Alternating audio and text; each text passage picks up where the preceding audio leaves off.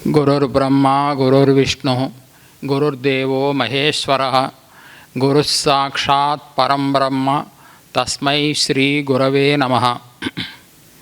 శ్రీ సచ్చిదానంద శివాభినవ్య నృసింహ భారత్యభిదాన్ యతీంద్రాన్ విద్యానిధీన్ మంత్రనిధీన్ సదాత్మనిష్టాన్ భజే మానవ శంభురూపాన్. సదాత్మధ్యాననిరతం విషయేభ్యః పరాంగుఖం నౌమి శాస్త్రేషు నిష్ణాతం చంద్రశేఖరభారతీం. వివేకినం మహాప్రజ్ఞం ధైర్యౌదార్యక్షమానిధిం సదాభినవ పూర్వం తం విద్యాతీర్థం గురుం భజే. అజ్ఞానాం జాహ్నవీతీర్థం విద్యాతీర్థం వివేకినాం సర్వేషాం సుఖదం తీర్థం భారతీతీర్థమాశ్రయే. భారతీకరుణాపాత్రం భారతీపదభూషణం భారతీపదమారూఢం భారతీతీర్థమాశ్రయే. విద్యావినయసంపన్నం వీతరాగం వివేకినం వందే వేదాంతతత్వజ్ఞం విధుశేఖర భారతీం. పరమహంస పరివ్రాజకాచార్యవర్య మహాసన్నిధానం వారు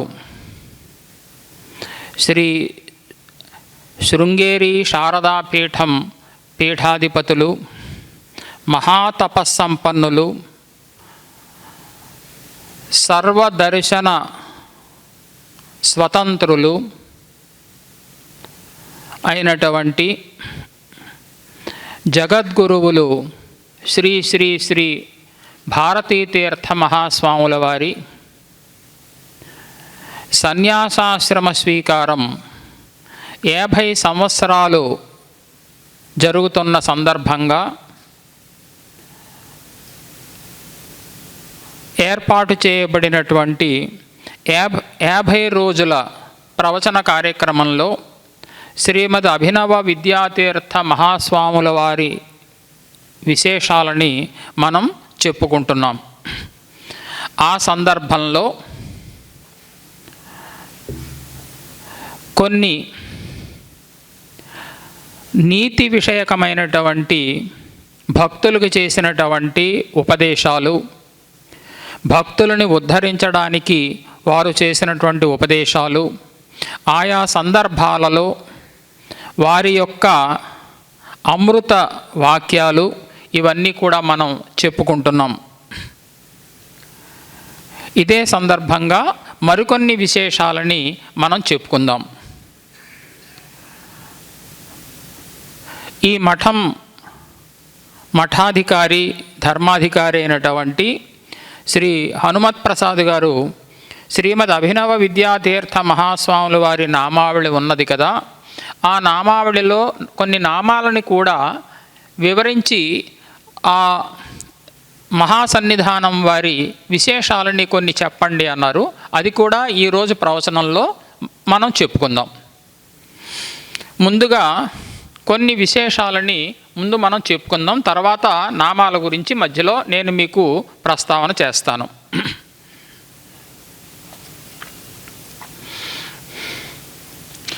ఆయా సందర్భానుసారంగా అభినవ విద్యాతీర్థ మహాస్వాముల వారు భక్తులకి చిన్న చిన్న ఉపాఖ్యానాల ద్వారా చేసేటువంటి ఆ ఉపదేశాన్ని మనం చూద్దాం.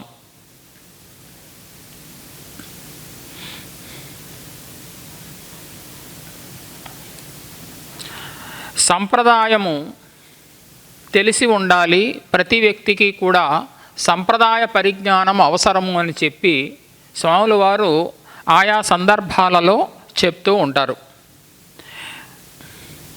దీనికి ఒక చిన్న సంఘటన ఇతివృత్తంగా తీసుకుని ఆ సంప్రదాయాన్ని ఎలా కాపాడాలో స్వామివారు చెప్పిన సందర్భం. ఒక వ్యక్తి దేవాలయానికి వెళ్ళి ఆ పూజారి నుంచి తీర్థాన్ని స్వీకరించాడు.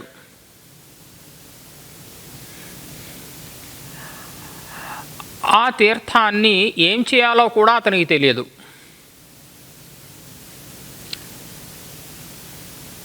అందరూ మిగతా వాళ్ళు ఆ తీర్థాన్ని, ఆ నీటిని త్రాగుతున్నారు కాబట్టి తాను కూడా తాగాలనుకున్నాడు. ఆ నీటిని పుచ్చుకున్నాడు. ఆ నీటితో పాటు నోట్లోకి ఒక చిన్న తులసాకు వచ్చింది.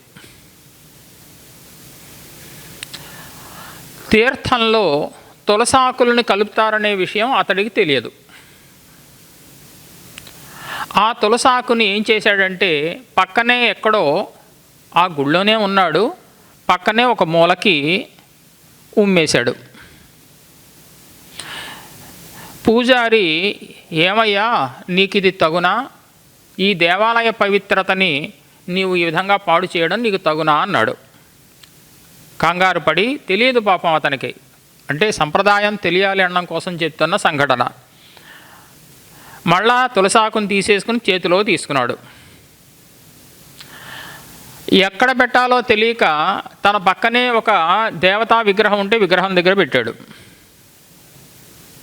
మళ్ళీ పూజారి, ఇదేమయ్యా ఇంత తప్పు చేస్తున్నావయ్యా అంటే మళ్ళీ ఆ ఆకుని తీసుకుని జేబులో పెట్టుకుని, అయ్యో తనని అంటున్నారే అని చెప్పి సిగ్గుపడి అక్కడి నుంచి వెళ్ళిపోయాడు. అక్కడున్న వాళ్ళంతా కూడా ఇంత అజ్ఞాన, ఇంత గుడి సంప్రదాయం తెలియదా అని చెప్పి నవ్వుకున్నారు. కాబట్టి ఈ విధమైనటువంటి ప్రవృత్తి మనుషులకు ఉండకూడదు. అది ఆ తీర్థాన్ని ఇచ్చినప్పుడు తీర్థంతో పాటు ఏదైనా వస్తే దానిని నోట్లోకి గ్రహించమనే అభిప్రాయమే తప్ప దానిని ఈ విధంగా చేసి పవిత్రతని పాడు చేయకూడదు అనడానికి ఇది ఒక వృత్తాంతం. ఇంకా ఎంత సంప్రదాయం తెలియదు అంటే, ఒక పెద్ద ఆయన తన కొడుక్కి ఉపనయనం చెయ్యాలి అనుకున్నాడు. ఉపనయనం చెయ్యాలనుకుని తన గోత్రం ఏమిటో కూడా తనకి తెలియదు. అసలు ఋషులు తెలియదు ఈ కాలంలో చాలామందికి, గోత్రం కూడా తెలియని పరిస్థితి ఇప్పుడు ఈ కాలం. ఆ పెద్దతనికి కూడా గోత్రం తెలియదు.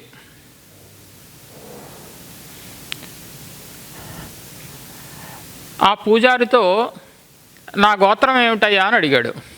ఇదేంటండి మీ గోత్రం మీకు తెలియాలి కానీ నాకేం తెలుస్తుందండి,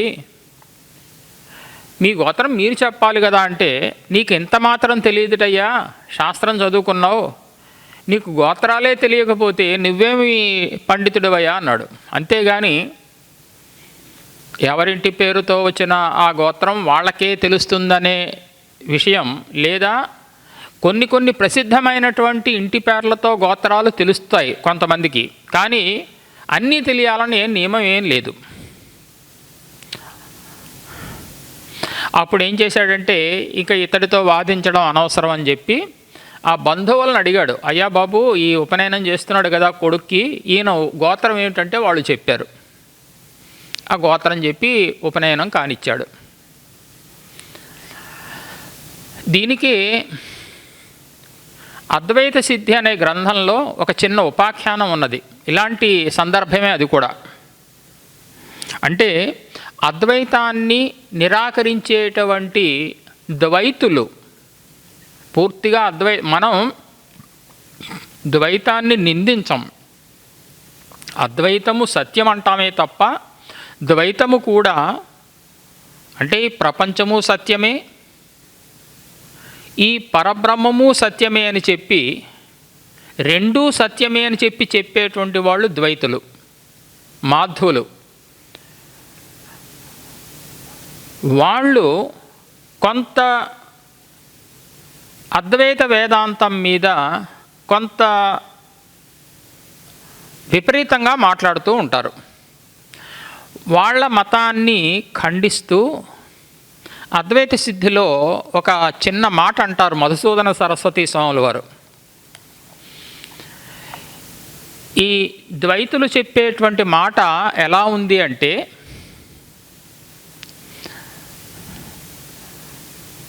ఒక పెద్ద ఆయన తన కూతుర్ని ఒక పెళ్లి కొడుక్కి ఇచ్చి పెళ్లి చెయ్యాలి అనుకున్నాడు.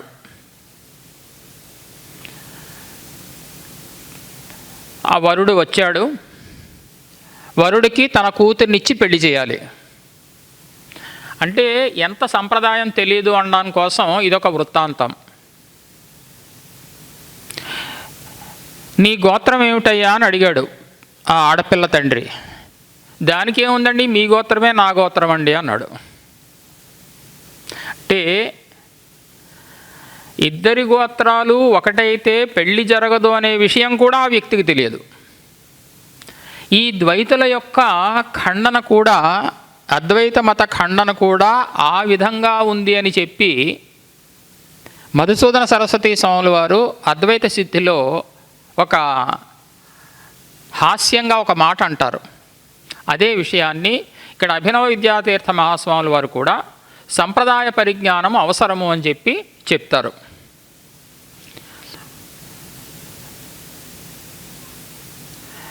ఇక్కడ ఒక చిన్న విషయం ఏమిటంటే, ద్వైతులు ప్రపంచము సత్యమే, ఆ ప్రపంచాన్ని సృష్టించినటువంటి బ్రహ్మము సత్యమే, ఇద్దరూ సత్యమే అంటారు. అందుకే ద్వైతమైంది అది. అద్వైత మతంలో శంకర భగవత్పాదులు అథాతో బ్రహ్మ జిజ్ఞాస అనే సూత్రభాష్యంలో అధ్యాస గురించి చాలా వివరంగా చెప్పారు. అధ్యాస అంటే భ్రమ అని అర్థం. ఈ ప్రపంచమంతా భ్రమలో విషయమే తప్ప నిజంగా సత్యమైనటువంటి వస్తువు కాదు అని చెప్పి నిరూపణ చేశారు. ఇదే విషయాన్ని వివేక చూడామణిలో శంకర భగవత్పాదులు మళ్ళా అంటే అధ్యాస భాష్యంలో చెప్పినటువంటి అదే విషయాన్ని వివేక చూడామణిలో అతస్మిన్ తద్బుద్ధి అని చెప్పి శ్లోకాన్ని ప్రారంభం చేశారు. అధ్యాస భాష్యంలో అతస్మిన్ తద్బుద్ధిరిత్యవోచామా అన్నారు. వస్తుతః అది కాని దాని యందు అది అనేటువంటి బుద్ధి ఏదైతే ఉన్నదో అదే అధ్యాస అంటే.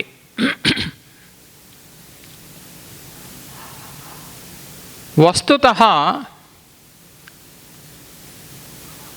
అక్కడ ఉన్నది రజ్జువు మాత్రమే, తాడు మాత్రమే. కానీ రజ్జువునందు సర్పభ్రమ కలిగింది. తాడును చూసి ఇది సర్పము అనుకున్నాడు. అతస్మిన్ తద్బుద్ధి అది కాని దాని యందు అంటే పాము కాని ఆ రజ్జువునందు తద్బుద్ధి పాము అనే బుద్ధి ఏదైతే ఉన్నదో అదే అధ్యాస. ఆ బుద్ధే అధ్యాస, అదే భ్రమాత్మకమైనటువంటి జ్ఞానము అన్నారు. వస్తుతః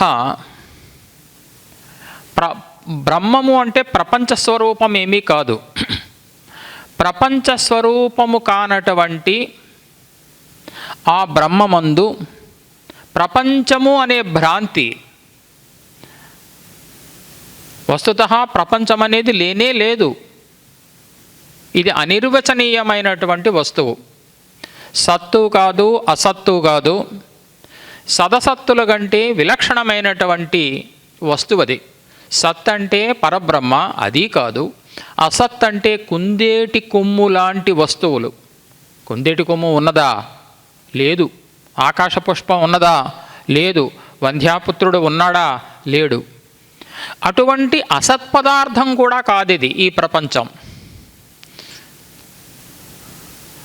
సర్పము రజ్జువును చూసి సర్పము భ్రాంతి కలిగినప్పుడు ఈ సర్పము సద్రూపము కాదు, అంటే నిజమైన వస్తువు కాదు, అలాగని చెప్పి అసత్పదార్థము కూడా కాదు. అసత్పదార్థం వల్ల ఏ విధమైనటువంటి ప్రవృత్తి కలగదు.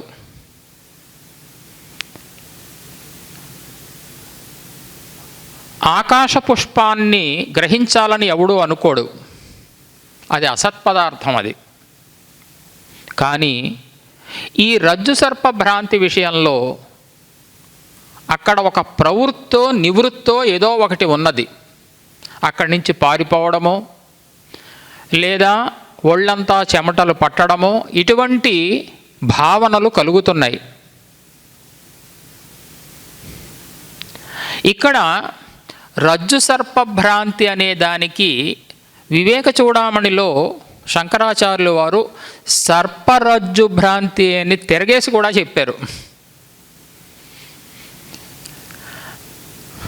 తాడును చూసి సర్పం అనుకుని పాము అనుకుని భయపడ్డాడు.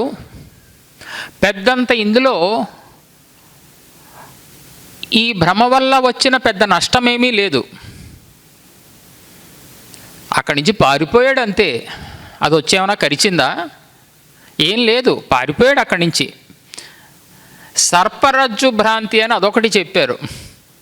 అక్కడ నిజంగా ఉన్నది సర్పం. నిజంగా ఉన్న సర్పాన్ని చూసి వీడు ఏమనుకున్నాడు? రజ్జు అనుకున్నాడు, తాడు అనుకున్నాడు. వాడికి ఏదో కాస్త తాడు కూడా కావాలి ఇంట్లో. ఏం చేశాడు? ఈ తాడే కదా, ఆహా నా అదృష్టం, తాడు దొరికిందని చెప్పి దాన్ని తీసుకుని మెడలో వేసుకున్నాడు. ఏమవుతుంది?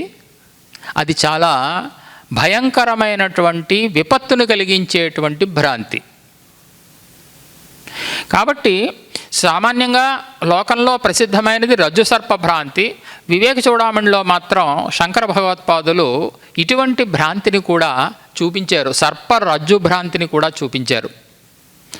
ఏమంచ ఈ భ్రమ అనేటువంటిది ఏదైతే అధ్యాస ఏదైతే ఉన్నదో, ఈ అధ్యాస బ్రహ్మమందు అధ్యాస కలిగినది. మనకి వస్తుతః అక్కడ ఉన్నది బ్రహ్మ పదార్థము. ఆ బ్రహ్మ పదార్థమందు అధ్యాస కలిగినది, భ్రాంతి కలిగినది అని చెప్పి వివరణ చేశారు.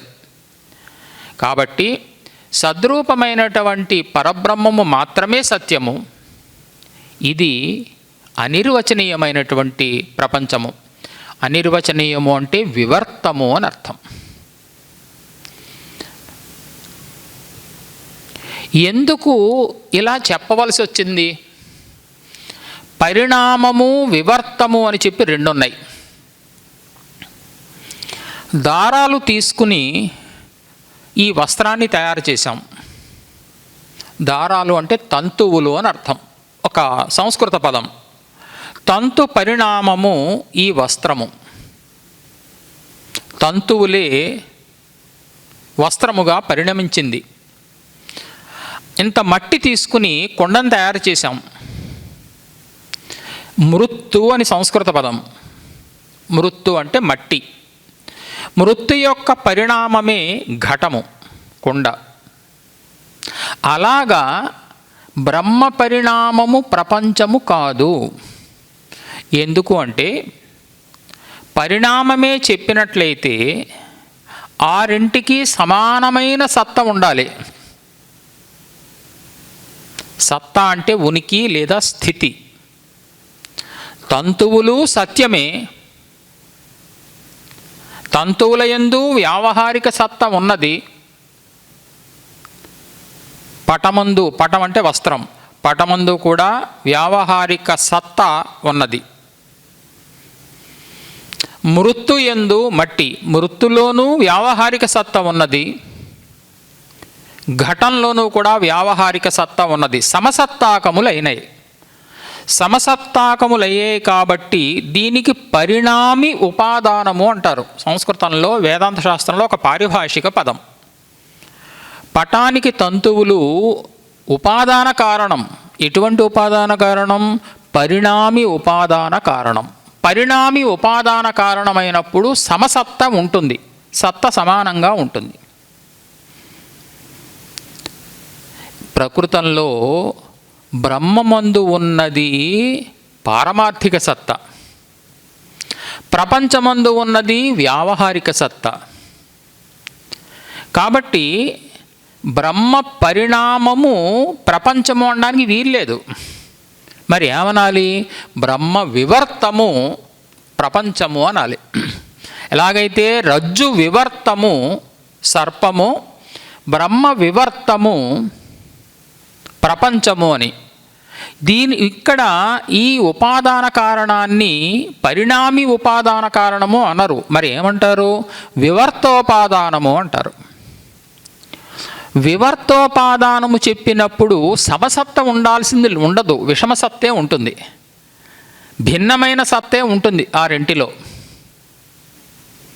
బ్రహ్మమందు పారమార్థిక సత్తా, ప్రపంచమందు వ్యావహారిక సత్తా. వ్యావహారిక సత్తా అంటే అర్థం ఏమిటి? కేవలం వ్యవహార కాలంలో ఉన్నది అని అర్థం.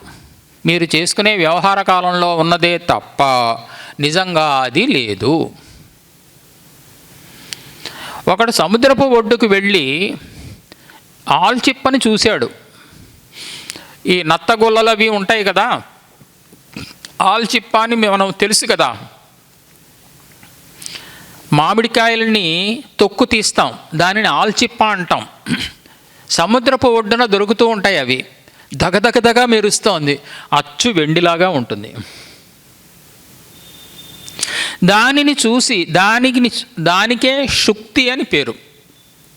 సంస్కృతంలో శుక్తి అనే పదం. శుక్తి అంటే ఆల్చిప్ప అని అర్థం.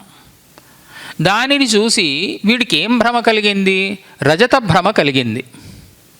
అంటే ఇది వెండి అనేటువంటి భ్రమ కలిగింది వాడికి. ఇక్కడ కూడా విషమసత్తా ఉన్నది అని. శుక్తి వివర్తము రజతము. ఎందువల్ల? శుక్తిలో వ్యావహారిక సత్తా ఉన్నది, రజతంలో ప్రాతిభాసిక సత్తా ఉన్నది. ప్రాతిభాసిక సత్తా అంటే కేవలం ఆ జ్ఞానం కలిగిన సమయంలో మాత్రమే ఉంది, తర్వాత ఎప్పుడూ లేదు.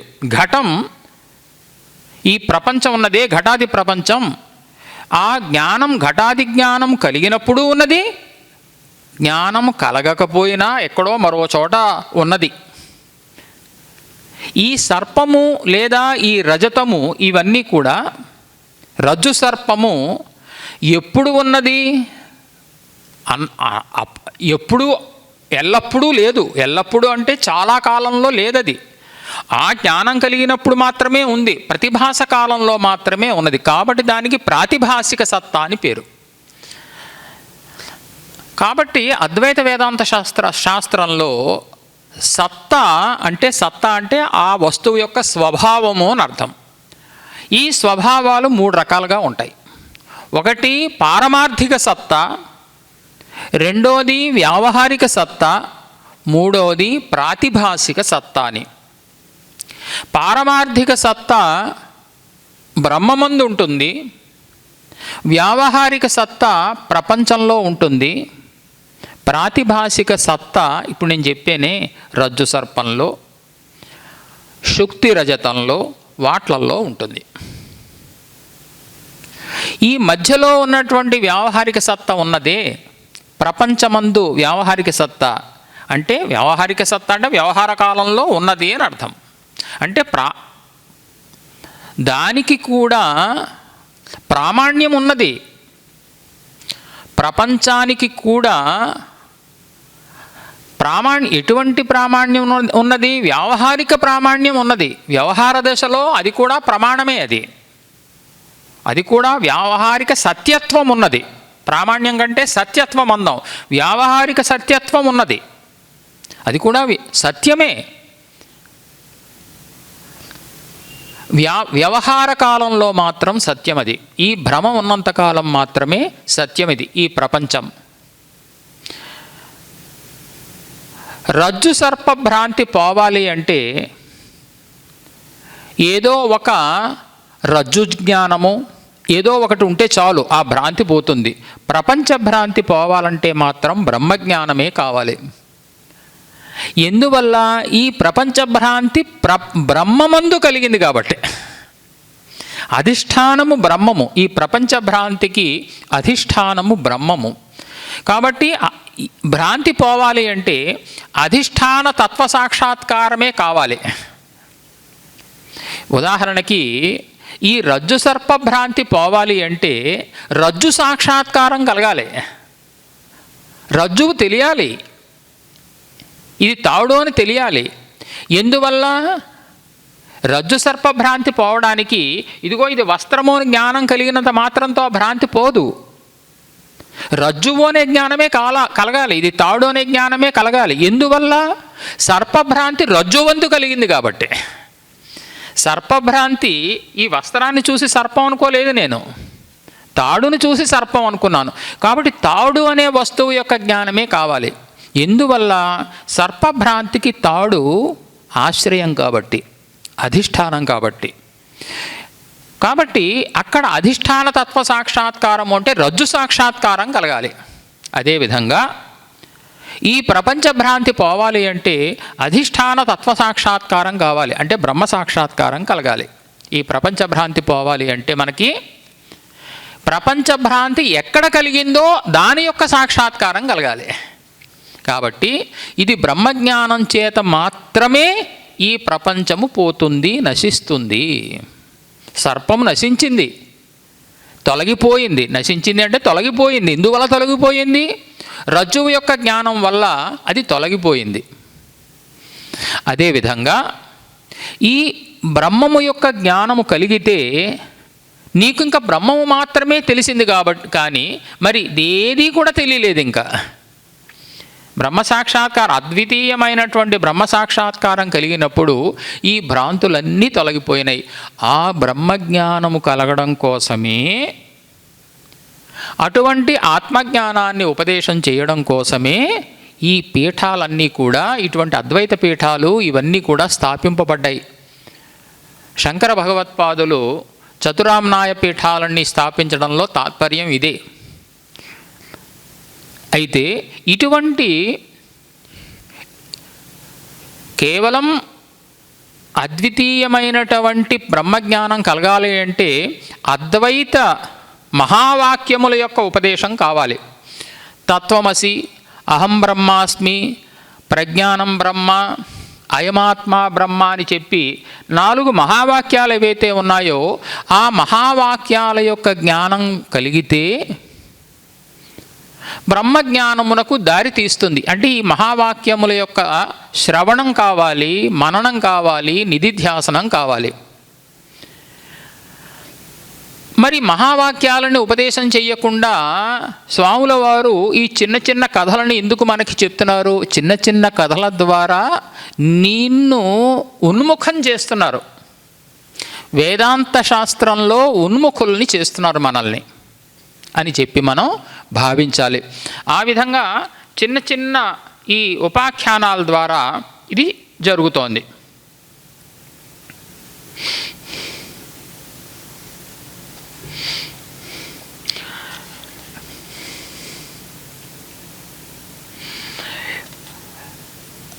కొన్ని చోట్ల స్వాముల వారు చెప్తూ సత్యమే మాట్లాడాలి, నిజమే.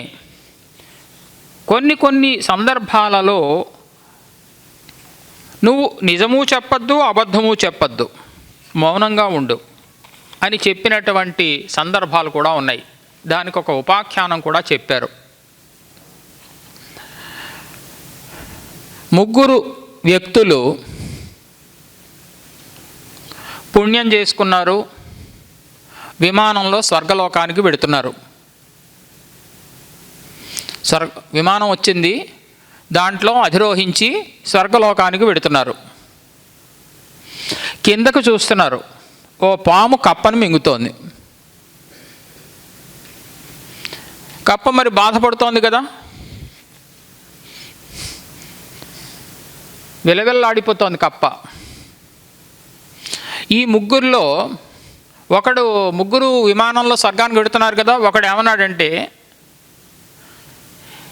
కప్ప మీద ఇంత నువ్వు ప్రతాపాన్ని చూపిస్తున్నావు, కప్పని మింగుతున్నావు, నీకు జాలి లేదా, దానిని వదిలిపెట్టు అన్నాడు.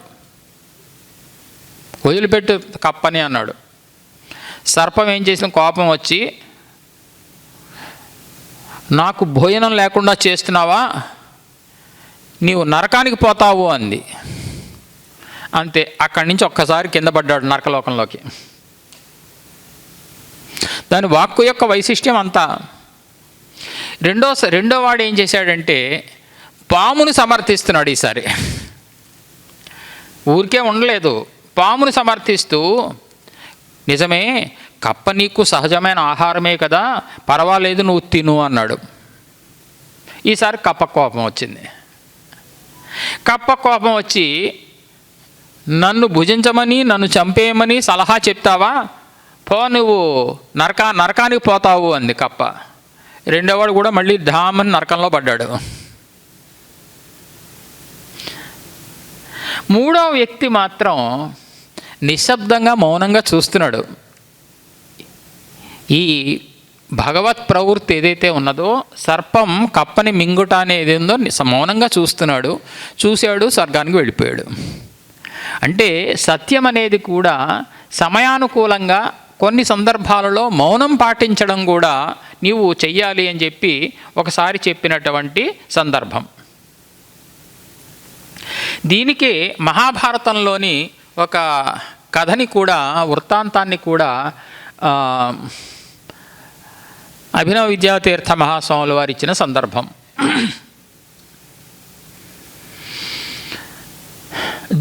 ద్రోణుడు యుద్ధంలో చనిపోయాడు. కర్ణుడు కౌరవ సైన్యానికి అధిపతి అయినాడు.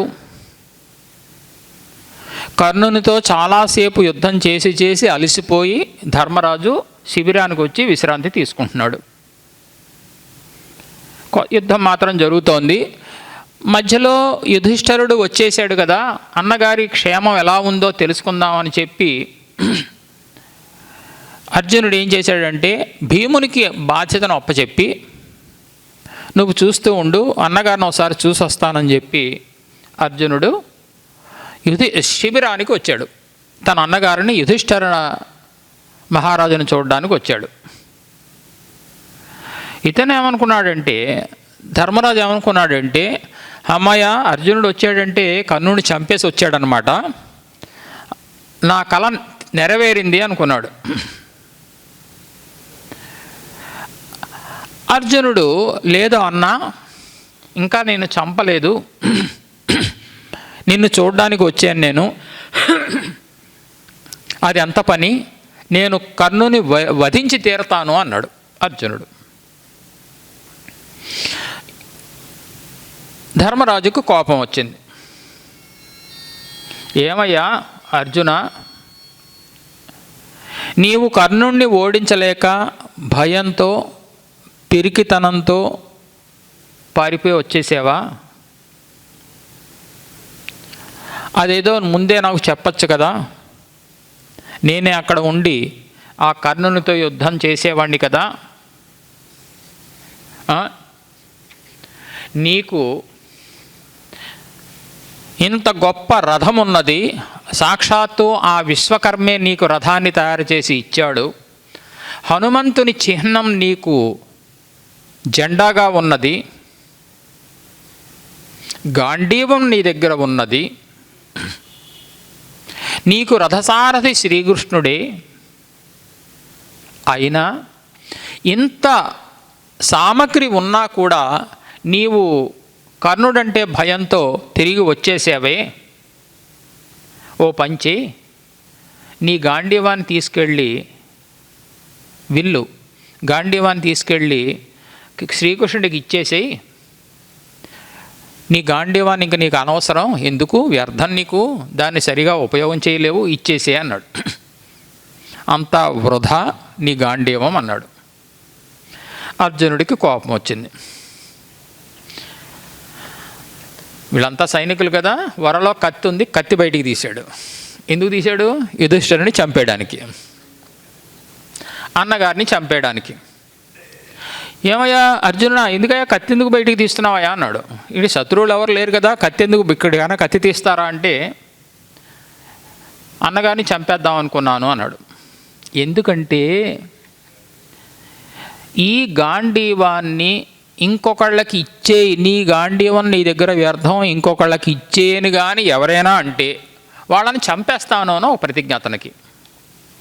కాబట్టి నా ప్రతిజ్ఞ ప్రకారం నేను యుధిష్ఠిర మహారాజుని చంపేయాలి, తప్పదు కదా, మరి నీ గాంధీవం నీకు వ్యర్థం, ఇంకోళ్ళకి ఇచ్చే అన్నాడు కదా, కాబట్టి నేను అన్నగారిని చంపేయాల్సిందే అన్నాడు. మరి ఆడిన మాట తప్పకూడదు కదా, సత్య ప్రతిజ్ఞని కలిగి ఉండాలిగా. ఉండయ్యా, శ్రీకృష్ణుడు కంగారు పడకయ్యా, కొన్నిటికి ధర్మ సూక్ష్మాలు ఉంటాయి. ధర్మమే కానీ ధర్మ సూక్ష్మాలు కూడా కొన్ని ఉంటాయి. కంగారు పడకయ్యా, తొందరపాటు పనికిరాదు.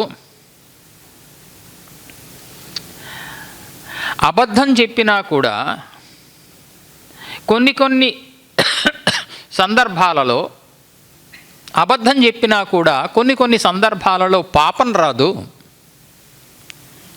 ఒక మంచి పని కోసం ఒక అబద్ధం చెప్తే దానివల్ల పాపమేం రాదయ్యా, అధర్మం ఆచరించినట్టేం కాదు. పైగా నిక్కచ్చిగా సత్యాన్నే చెప్పినందువల్ల పాపం వచ్చిన సందర్భాలు కూడా ఉన్నాయ్యా, కృష్ణుడు అర్జునుడితో చెప్తున్నాడు. దీనికి ఉదాహరణగా ఒక ఘట్టాన్ని, ఒక ఇతివృత్తాన్ని తాను చెప్తున్నాడు. ఎవరు? కృష్ణుడు అర్జునుడికి. పూర్వం చదువుకోలేదు, కౌశికుడు అనేటువంటి ఓ బ్రాహ్మణుడు ఉన్నాడు. సత్యవాక్ పరిపాలన అతని లక్ష్యం, నిజమే చెప్పాలి. ఈ లోపల ఓ పెద్ద దొంగల గుంపు వచ్చింది. అంతకుముందే దొంగల గుంపు రావడానికంటే ముందే కొంతమంది సద్బ్రాహ్మణులు ఇతని ముందు పరిగెత్తుకు పారిపోయారు. దొంగలు చంపడానికి వస్తున్నారు, ఈ వ్యక్తులు దొంగల నుంచి తప్పించుకుని పారిపోయారు, తన ముందే వెళ్ళిపోయారు, కౌశికుడు ముందే వెళ్ళిపోయారు. ఆ దొంగల గుంపు వచ్చింది. ఏమయ్యా, కొంతమంది మనుషులు ఇటే వచ్చారు, ఎటు వెళ్ళారో చూసావా అన్నాడు. ఎటు వెళ్ళారు అంటే అటే వెళ్ళారు అన్నాడు. సత్యం చెప్పేశాడు, నిజం చెప్పేశాడు. అంతే, వాళ్ళను పట్టుకున్నారు దొంగలు, చంపేశారు. దొరికారు, చంపేశారు. అంటే శ్రీకృష్ణుడు ఏమంటున్నాడంటే, సత్యాన్ని పలికి కూడా పాపం చేశాడు. ఆ సమయంలో అతను అలా చెప్పి ఉండవలసింది కాదు. అది దొంగలను తప్పుదారి పట్టించాలి. వీళ్ళ జీవితాన్ని రక్షించాలి అంటే కొంత అసత్యం చెప్పి ఉండాల్సింది. అంటే సందర్భానుసారంగా అది అసత్య దోషమనేది ఏమీ రాదు అర్జున.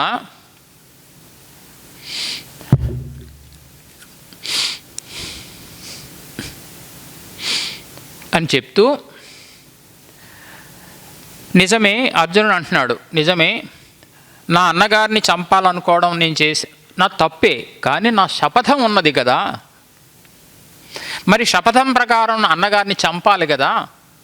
అన్నగారు అన్నాడు కదా గాంధీవాన్ని ఇంకొకళ్ళకి ఇచ్చేయమని.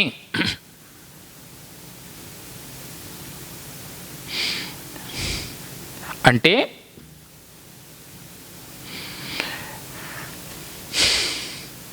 శ్రీకృష్ణుడు ఏమన్నాడంటే, పెద్దవాళ్ళని కానీ తీవ్రంగా కానీ నిందిస్తే వాళ్ళని చంపినట్టే, నోటికొచ్చినట్టు తిట్లు తిడితే వాళ్ళని చంపినట్టేనయ్యా. కత్తితో వాళ్ళ తలని నరికేయాల్సిన అవసరం లేదు. ఈ విషయం అథర్వవేదంలో ఉంది. కాబట్టి నీవు యుధిష్ఠిరుణ్ణి, ధర్మరాజుని అవమానపరుస్తూ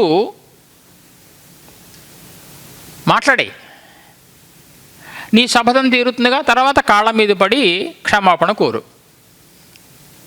నీ శపథం కూడా తీరినట్టు అవుతుంది. యుధిష్ఠిర మహారాజుని, అన్నగారిని చంపనట్టు అవుతుంది, అన్నీ నెరవేరుతాయి కదా, ఈ రకంగా చెయ్యి అన్నాడు. ఇక తిట్టడం మొదలుపెట్టాడు అర్జునుడు. తిట్టాలి కదా మరి, అతను బాధపడేంత తిట్టాలి. ఊరికేదో 1-2 తిట్లు తిడితే సరిపోదు, పోనీలే అనుకోకూడదు. అమ్మ ఎంత తిట్టాడో అనుకోవాలి. అవమానపరచడం మొదలెట్టాడు. నువ్వే యుద్ధరంగం నుంచి పారిపోయి వచ్చి తలదాచుకున్నావు ఈ శిబిరానికి వచ్చి. తిట్టడం అంటే అర్థం ఏంటి? ఇది తిట్టడం అంటే వేరే కాదు, అవమానపరచడము అని అర్థం తిట్టడం అంటే. యుద్ధరంగం నుంచి పారిపోయి నువ్వొచ్చావు పిరికివాడిలాగా. ఎప్పుడూ కూడా ఇతరుల బలం మీద ఆధారపడతావు నువ్వు, నీ బలం మీద నీకు నమ్మకం లేదు, నీకు నా తప్పులని ఎలా నువ్వు వెతుకుతావు, నువ్వే బలవంతుడువు కావు, నా తప్పులను ఎలా వెతుకుతావు, పైగా నువ్వు జూదానికి బానిసవి. ఇది తిట్లంటే, జూదానికి బానిసవి, తమ్ముళ్ళని అమ్మేశావు, భార్యని అమ్మేశావు, అన్నీ చేసేసావు, రాజ్యమంతా పోగొట్టావు మాటలు అన్నాడు. మాటలు అనేసి ఇప్పుడు తనకి ఏంటంటే మార్పు వచ్చేసింది, పశ్చాత్తాపం. ఈసారి పశ్చాత్తాపంతో దహించుకుపోతూ మళ్ళీ కత్తిని బయటికి తీశాడు. మళ్ళీ ఎందుకు తీసేవయ్యా, అయిపోయింది కదా అంటే, నేను నా పెద్దన్నగారిని ఇంత తిట్టేనే, కాబట్టి నన్ను నేను చంపేసుకుంటాను అన్నాడు. ఈసారి నేను బతికి ఉండను, ఇంత తప్పు చేసిన తర్వాత నేను బతికి ఉంటానా అని చెప్పి అర్జునుడు అన్నాడు. ఇదేమయ్యా, నీకు సలహా చెప్తే ఇలా వికటించింది ఏమిటయ్యా ఈ సలహా? ఇప్పుడేమో నువ్వు నన్ను నేను చంపుకుంటానంటావు ఏమిటయ్యా? నీవు యుధిష్ఠిరుణ్ణి చంపేసి ఆ పాపం చేయకుండా ఉండడం కోసం నిన్ను ఇలా మాట్లాడమన్నాను, నువ్వు కూడా కర్కశంగా మాట్లాడేవు. కానీ ఇప్పుడు నువ్వు ఆత్మహత్య చేసుకుంటే ఎంత పాపం వస్తుందో తెలుసా? అసలు ఆ యుధిష్ఠిరుణ్ణి చంపేస్తేనే వదిలిపోను, ఆ వచ్చే పాపం కంటే ఈ పాపం మరీ ఎక్కువ. యుధిష్ఠిరుని చంపేస్తేనే కాదు, యుధిష్ఠిరుని చంపినందువల్ల వచ్చే పాపం కంటే ఈ పాపమే ఎక్కువ. నీ వెళ్ళి నరకంలో పడతావు, నరకయాతలను అనుభవించాల్సి వస్తుంది. కాబట్టి ఒక పని చెయ్యి, ఆత్మస్తుతి చేసుకో. ఇప్పుడు ఆత్మస్తుతి ఆత్మహత్యతో సమానం. ఇప్పుడు నిన్ను నువ్వు పొగడుకో, నేనంత గొప్పవాడిని, నేనంత పండితుణ్ణి, నేనంత గొప్పవాడిని, నా అంత గొప్పవాడు ఎవడూ లేడు, అందరూ నా తర్వాతే ఇంకా పొగడుకోవడం అన్నమాట. ఆత్మస్తుతి ఆత్మహత్యతో సమానం. కాబట్టి ఆత్మస్తుతి చేసుకోవయ్యా అని చెప్పి మళ్ళీ ఏం చేశాడు, ఇంతవరకు యుధిష్ఠిరుని తిట్టినవాడు మళ్ళీ యుధిష్ఠిరుడు ఉండగా తనని తాను పొగడుకోవడం మొదలుపెట్టాడు. ఇప్పుడు ఇదంతా కృష్ణుడు ఇచ్చిన సలహాలు. పెద్దగా ఇదంతా యుధిష్ఠిర మహారాజుకు తెలియకపోవచ్చు. ఇంతవరకు తిట్టాడు, తిట్టిన తర్వాత తనను పొగడుకుంటున్నాడు. ఇప్పుడు ఎందుకు తిట్టాడు, ఎందుకు పొగడుకుంటున్నాడు అన్నదానికి వెనకాల పెద్దంత కథ ఉన్నది. యుధిష్ఠిర మహారాజుకు తెలియదు కదా, తను తిట్టాడు అనుకున్నాడు, తాను పొగడుకుంటున్నాడు అని అనుకుంటున్నాడు. ఏమన్నాడు, విలువిద్యలో నాకంటే గొప్పవాడు ఒకే ఒక్కడున్నాడు, పినాకపాణి పరమశివుడు. ఆయన తప్ప విలువిద్యలో నాకు సాటి అయినటువంటి వాళ్ళు, నన్ను గెలవగలిగిన వాళ్ళు ఎవ్వరూ లేరు, నాకు సరిజోడి లేనే లేరు. నేను ఒంటరిగానే ఈ ప్రపంచాన్నంతటినీ కూడా జయించగలను, నాశనం చేయగలను. ఆత్మస్తుతి చేసుకుంటున్నాడు. నేను సమస్త దిక్కుల్లో ఉన్న రాజుల్ని జయించి, ఓ అన్నా నీకు సామంతులుగా చేశాను. నేను కౌరవ సైన్యంలో సగం మందికి ఇప్పటికే సంహరించాను అన్నా, నేనంత గొప్పవాడిని. ఆత్మస్తుతి చేసుకున్నాడు. ఇదంతా అయిపోయిన తర్వాత ఇప్పుడు అన్నగారి కాళ్ళ మీద పడి అన్నా క్షమించు అన్నాడు. రెండు చేశాడు. అన్నగారిని తిట్టకుండా తిట్టాడు, తనని పొగడ్తలు ముంచేసుకున్నాడు. అన్నగారి కాళ్ళ మీద పడి అన్నా క్షమించు అన్నాడు.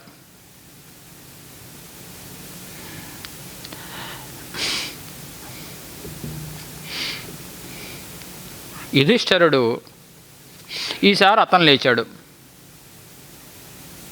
లేచి నేను ఎంత అంటే మనస్సులో బాధపడ్డాడు. తమ్ముడు ఇంతగా నన్ను తిట్టాడే అని చెప్పి ఆత్మస్తుతి చేసుకున్నాడే, నేను పిరికి పందని అన్నాడే, బాధపడి లేచి నాకు ఎటువంటి అర్హత లేదు అర్జున, నీ చేత చంపబడడానికి నేను యోగ్యుణ్ణే, నాకు అర్హత ఏమీ లేదు. నా తర్వాత ఆ భీముడే రాజ్యాన్ని పరిపాలించడానికి అర్హుడు. నేను అర్హత లేనివాణ్ణి. నేను అడవులకు వెళ్ళి ఎవరికీ కనిపించకుండా తపస్సు చేసుకుంటాను అన్నాడు. ఇది మళ్ళీ కొత్త విషయం వచ్చింది. ఈసారి ధర్మరాజు, ఇక మీతో ఉండను, వెళ్ళిపోతున్నాను, అడవులకి వెళ్ళిపోతున్నాను, నేను మీలో ఉండను నేను అన్నాడు. లేచాడు, ఆసనం మించి లేచాడు. అప్పుడు శ్రీకృష్ణుడు అతని ధర్మరాజు కాళ్ళ మీద పడ్డాడు. శ్రీకృష్ణుడు, ఓ యుధిష్ఠిర మహారాజా, జరిగిన వృత్తాంతం అంతా చెప్తున్నాడు. తన గాంధీవాన్ని మరొకళ్ళకి ఇచ్చేయమని ఎవరైనా సలహా చెప్తే వాళ్ళని చంపేస్తానని మీ తమ్ముడు ప్రతిజ్ఞ చేశాడు. నేనే సలహా చెప్పాను నిన్ను తిట్టమని, నిన్ను నిందించమని సలహా చెప్పింది నేనే. అలా నిందించి తన ప్రతిజ్ఞని కాపాడుకున్నాడు. గాంధీవాన్ని ఇంకోళ్ళకి ఇచ్చేయమని అన్నవాళ్ళని చంపేస్తాను అనే శపథాన్ని కాపాడుకున్నాడు. ఇదంతా కేవలం నేను చెప్పిన సలహా ప్రకారం చేశాడే తప్ప మరొకటి కాదు. యుధిష్ఠిర మహారాజా, మిమ్మల్ని శరణు వేడుకుంటున్నాం, మీకు సాష్టాంగ ప్రణామాలను చేస్తున్నాం, మా తప్పులను మన్నించు అని చెప్పి అని కర్ణవధ ఈ రోజే జరుగుతుంది అని చెప్పి శ్రీకృష్ణుడు చెప్తాడు. యుధిష్ఠిర మహారాజు అతని మాటలకి, శ్రీకృష్ణుని మాటలకి సంతృప్తి చెంది, ఓ శ్రీకృష్ణ, మేము భ్రమలకి లోనయ్యాం, మేము భ్రమలకి లోనయ్యి ఈ విధంగా అసత్య మార్గంలో ఆలోచించాం మేము. నీవే మమ్మల్ని రక్షించావు. నీ తెలివి, నీ జ్ఞానం అనే నావే మమ్మల్ని సురక్షితంగా గట్టుకు చేర్చింది శ్రీకృష్ణ అని చెప్పి ఇదొక వృత్తాంతాన్ని స్వాముల వారు ఒక సందర్భంలో చెప్పడం జరిగింది. చెప్తూ సత్య పరిపాలన సత్యానికి కట్టుబడే ఉండాలి. ఒక్కొక్కప్పుడు సత్యాన్ని కూడా చెప్పకుండా మౌనంగా ఉండాలి. ఒక్కొక్కప్పుడు ఎంతో గొప్ప ప్రయోజనం సిద్ధిస్తుంది అనుకున్నప్పుడు అబద్ధం చెప్పాలి. కాబట్టి ధర్మ సూక్ష్మాలు ఎన్నో ఉన్నాయి. ధర్మ సూక్ష్మాలని ఇలా చెప్పారు కదా అని చెప్పి ఇంకా రేపటి నుంచి అబద్ధాలు చెప్పడం అనేది ప్రవృత్తిగా ఉండవద్దు. అబద్ధాలు చెప్పమని దీని అర్థం కాదు. ధర్మ సూక్ష్మాలు అనేవి పెద్దల వల్ల తెలుసుకోవాల్సింది అని చెప్పి ఇదొక వృత్తాంతం. మరొక చిన్న వృత్తాంతం ఏంటంటే, వేదాలని ఉచ్చరించేటప్పుడు సస్వరంగా చెప్పాలి, స్వరదోషాలు ఉండకూడదు అని. స్వరదోషాలతో వేదాలని పలుకరాదు అని చెప్పి ఇదొక వృత్తాంతం. ఈ వృత్తాంతం అయిపోయిన తర్వాత, ఇది చెప్పిన తర్వాత మహాస్వాముల వారి నామావళికి వద్దాం. దీనికి ఒక మహాభాష్యంలో ఒక వాక్యం ఉంది, యథేంద్ర శత్రు స్వరతోపరాధాత్ అని.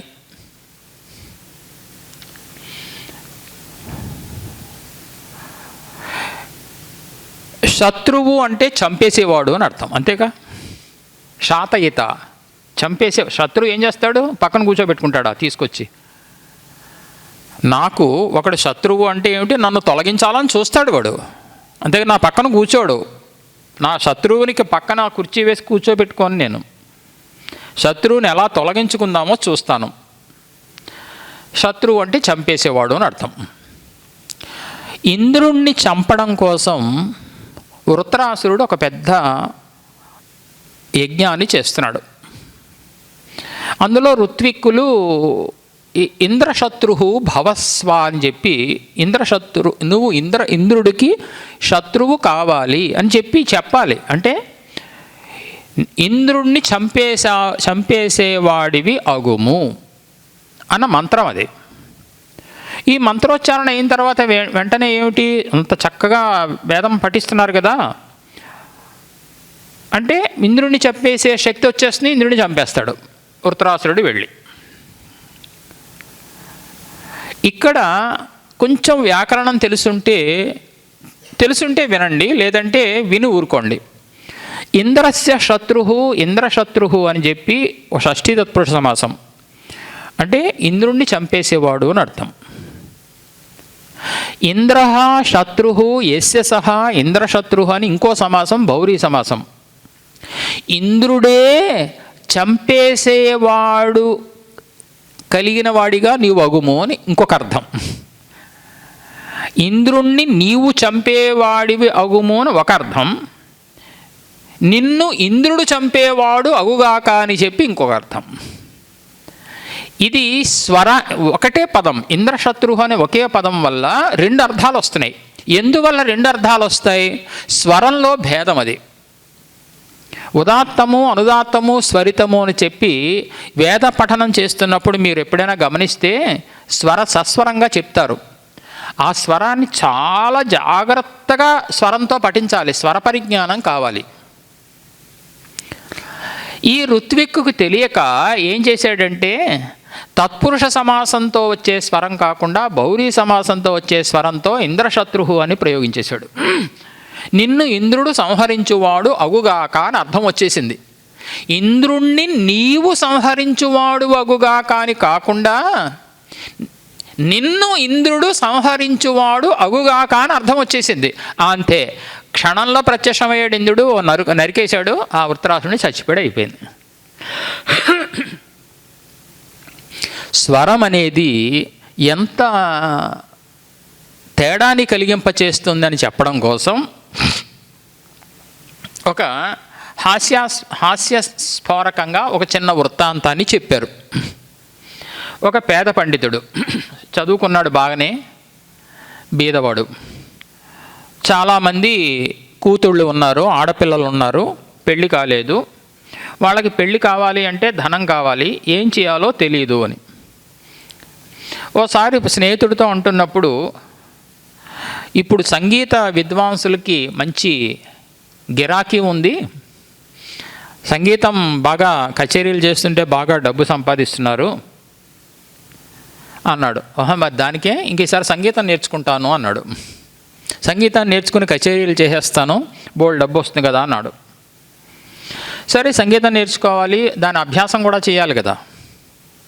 పుస్తకాలు చదివి సంగీతం గురించి పుస్తకాలు ఉంటాయి, చదివేసి రేపు పొద్దున పాట పాడతానంటే కుదరదు, అభ్యాసం చేయాలి స్వరాలతో. అది ఏకాంతంగా కావాలని చెప్పి ఏం చేశాడంటే ఊరి బయటికి వెళ్ళి ఓ మర్రి చెట్టు కింద కూర్చుని సంగీతం పాడడం మొదలెట్టాడు, అభ్యాసం చేయడం మొదలెట్టాడు. సంగీతం అబ్బలేదు సరిగదా, గార్ధభాలు వస్తున్నాయి అక్కడికి. గార్ధభాలు అంటే తెలుసుగా, గాడిదలు.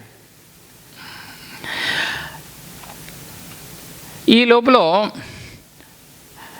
పూర్వజన్మలో సంగీత విద్వాంసుడు ఒక ఆయన దెయ్యం అయింది, చెట్టు మీద ఉంది, ఆ మర్రి చెట్టు మీద ఉంది. ఇతడు చేసే సంగీత కచేరీకి ఆ దెయ్యం భరించలేకపోయింది. అమ్మ బాబోయ్, ఇది సంగీతం కాదు, సంగీత హత్యది, సంగీతాన్ని హత్య చేసేస్తున్నాడు. ఆ దెయ్యం వీడి ముందు, వేద పండితుడి ముందు ప్రత్యక్షమై, బాబునైనా నేను భూతాన్ని, దెయ్యాన్ని, పూర్వజన్మలో సంగీత విద్వాంసుణ్ణి, ఈ చెట్టుని నివాసంగా చేసుకుని ఇదే ఇక్కడ కాస్త కాలం గడుపుతున్నాను నేను. నువ్వు సంగీతం కాదు కదా ఇంత గట్టిగా అరుస్తున్నావు, నువ్వు ఇంత గట్టిగా అరుస్తుంటే నాకెంత ఇబ్బందిగా ఉందయ్యా. నేను ఈ చెట్టు మీద ఉండాలా వద్దా చెప్పు. నేను ఈ చెట్టు మీద ఉండాలి, బతకాలి అనుకుంటే బాబు నువ్వు ఇంకెక్కడికైనా పోయి సంగీతం అభ్యాసం చెయ్యి అని చెప్పి అన్నాడు. నేనెందుకు వెళ్ళాలయ్యా, నాకు డబ్బు కావాలి అంటే సంగీతం రావాలి అంటే అభ్యాసం చెయ్యాలి. కాబట్టి నేను ఇక్కడ అభ్యాసం చేసుకుంటున్నాను, సాధన చెయ్యాలి. ఈ సాధన కోసం ఈ ప్రదేశాన్ని ఎన్నుకున్నాను, నువ్వెవడవయ్యా పొమ్మండానికి అన్నాడు. దెయ్యానికి బాధేసింది. ఈయనేమో వెళ్ళనంటున్నాడు, ఈ చెట్టు మీదేమో చక్కని ఆశ్రయం చేసుకున్నాను, ఇతను అరుపులు వినలేకుండా ఉన్నాను. ఎందుకంటే సంగీత విద్వాంసుడు కదా, పూర్వజన్మలో పాడమంటే కూడా పాడేస్తాడు ఆ దెయ్యం. సరే ఓ పంచి, నీకు ధనం కదా కావాలి, డబ్బు కదా కావాలి, డబ్బు ఎలా సంపాదించడమో చెప్తాను నేను, అప్పుడు సంగీతాన్ని కాస్త దయచేసి వదిలిపెట్టేస్తావా అంటే, తప్పనిసరిగా నాకు సంగీతం అంటే ప్రేమేం కాదు, నాకు డబ్బు కావాలి, అందుకోసం సంగీతం సాధన చేస్తున్నాను. ఓ పంచి, ఈ ఊళ్ళో రాజుగారు ఉన్నారు, రాజుగారు కుమార్తె ఉన్నది, ఆ కుమార్తెని నేను ఆవహిస్తాను. దెయ్యం కదా, ఆ కుమార్తెని ఆవహిస్తాను. దెయ్యం పట్టిందంటారు కదా, దెయ్యం పట్టిందంటే ఏం చేస్తారు? మంత్రగాళ్ళని పిలిపిస్తారు. ఓ పంచి, దెయ్యం పట్టిందని చెప్పి రాజుగారు భయంతో మంత్రగాళ్ళని పిలిపిస్తారు, యువరాణికి నయం చేయమని చెప్తారు, ఆస్థాన వైద్యుల్ని పిలిపిస్తారు. వాళ్ళ వల్ల కాదు, నేను కావాలని కదా ఆవహించాను, నన్ను ఎలా పోగొడతారు వీళ్ళు? కాబట్టి నువ్వు ఓ పంచి, అప్పుడు నువ్వు రా ఆ రాజాస్థానానికి వచ్చి ఆ దెయ్యాన్ని నేను వదిలిస్తానని చెప్పు నువ్వు.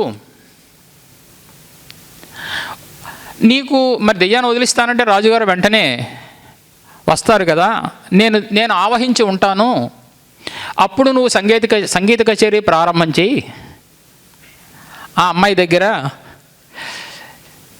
ఇది నేను భరించలేక దానంతటా అదే నేను వదిలి వెళ్ళిపోతాను, నేను నా ప్రయత్నం అక్కర్లేదు, ఒక్కసారి మాయమైపోతాను, అక్కడి నుంచి క్షణంలో మాయమైపోతాను నువ్వు సంగీత కచేరీ ప్రారంభిస్తే.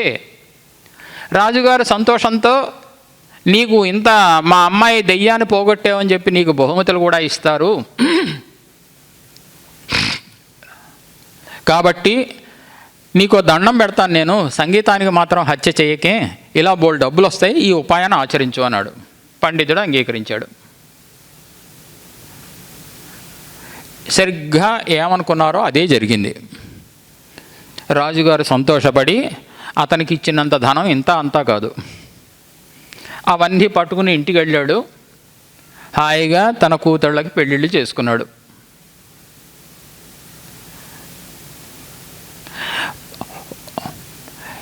ఇతడు చేసినటువంటి స్వరజ్ఞానము లేని ఒక వ్యక్తి సంగీత సాధన వల్ల దెయ్యాలే భయపడి పారిపోతాయే, ఇక మామూలు మనుషుల గురించి చెప్పాలా? వేదమంత్రాలు కూడా అంతేనాయన. దేవతలు వేదమంత్రాలని సస్వరంగా కాకుండా దుష్టస్వరంతో పలికితే దేవతలు వస్తారా? యజ్ఞాలు చేసి యజ్ఞాల్లో ఆహుతులని గ్రహించమని మనం చెప్తాం, స్వాహ అని చెప్పి. ఈ దేవతకి ఇంద్రాయ స్వాహ అని చెప్పి ఇంద్రుణ్ణి మనం మనసులో తలుచుకుని ఒక నెయ్యో మరొక పదార్థము అగ్నిలో వేస్తాం.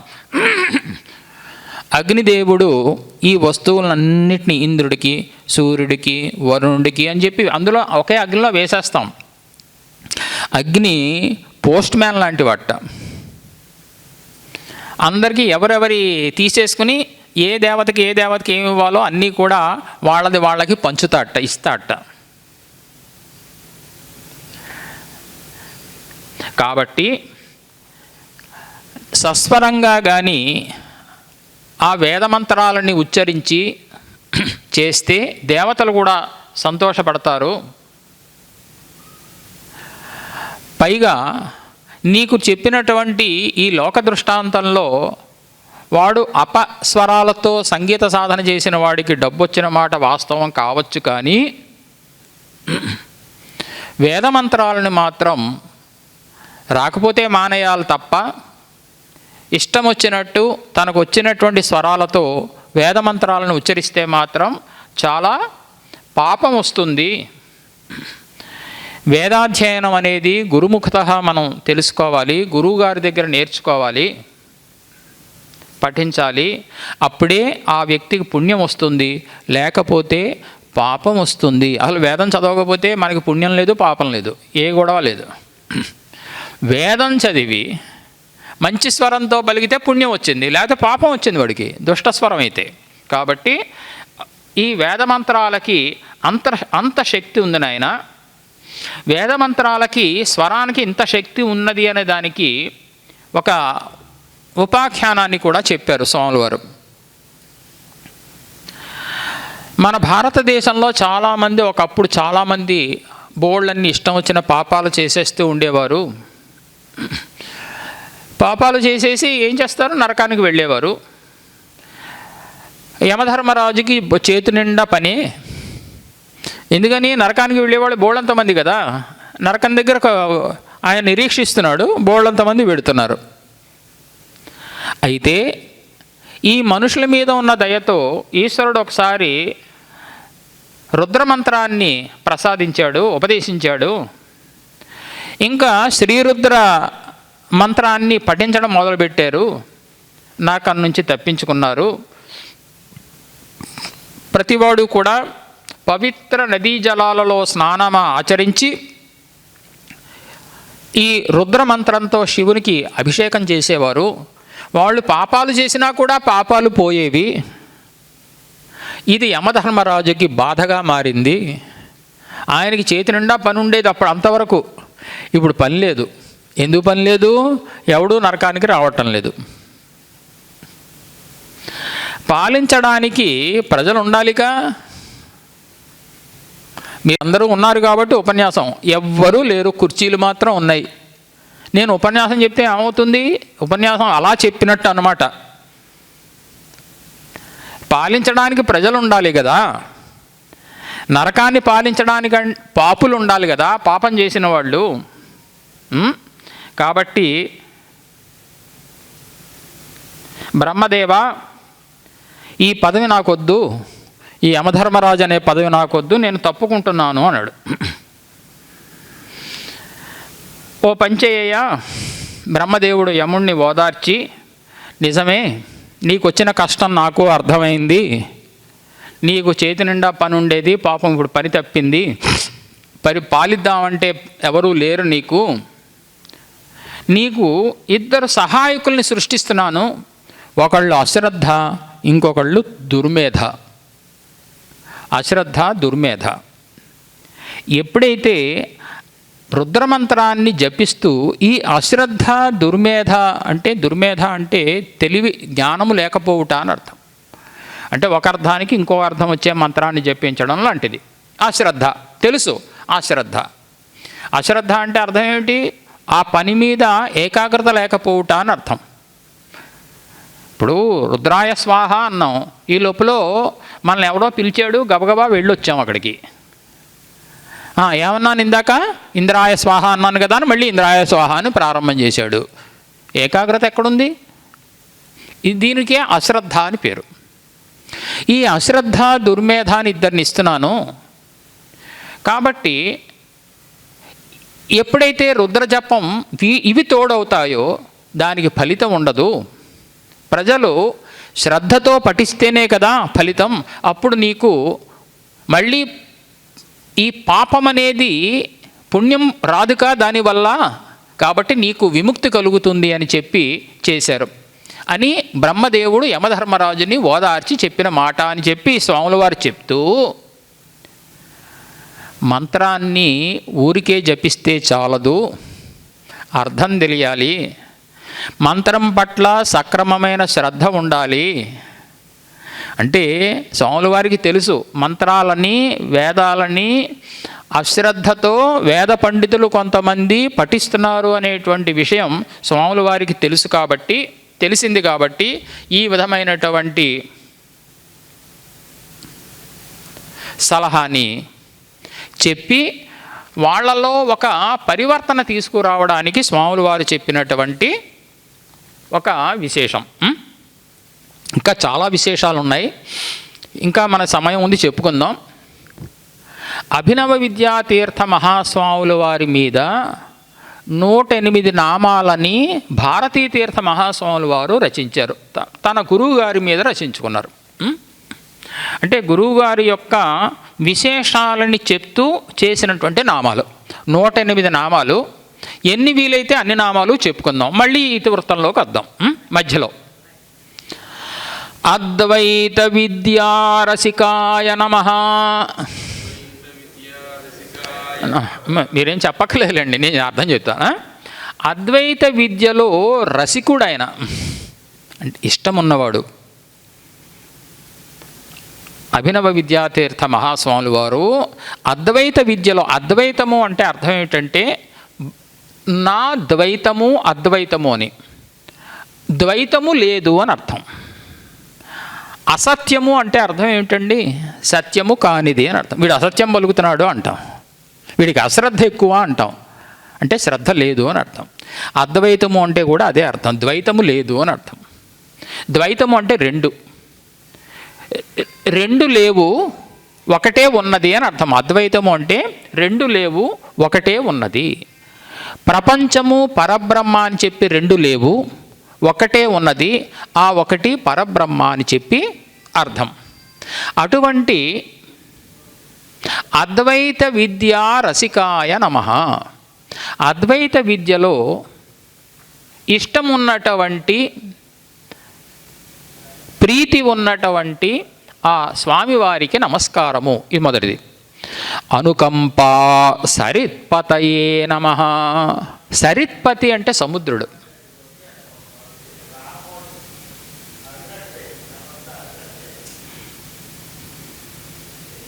అనుకంపా సరిత్పతయే నమః. సరిత్పతి అంటే నదులకు పతి అని అర్థం. సరిత్ అంటే నదులు, సరిత్పతి అంటే నదులు కలిసే చోటు సముద్రుడు. ఈయన అనుకంపకి, దయాగుణానికి సముద్రుడు వంటి వాడు.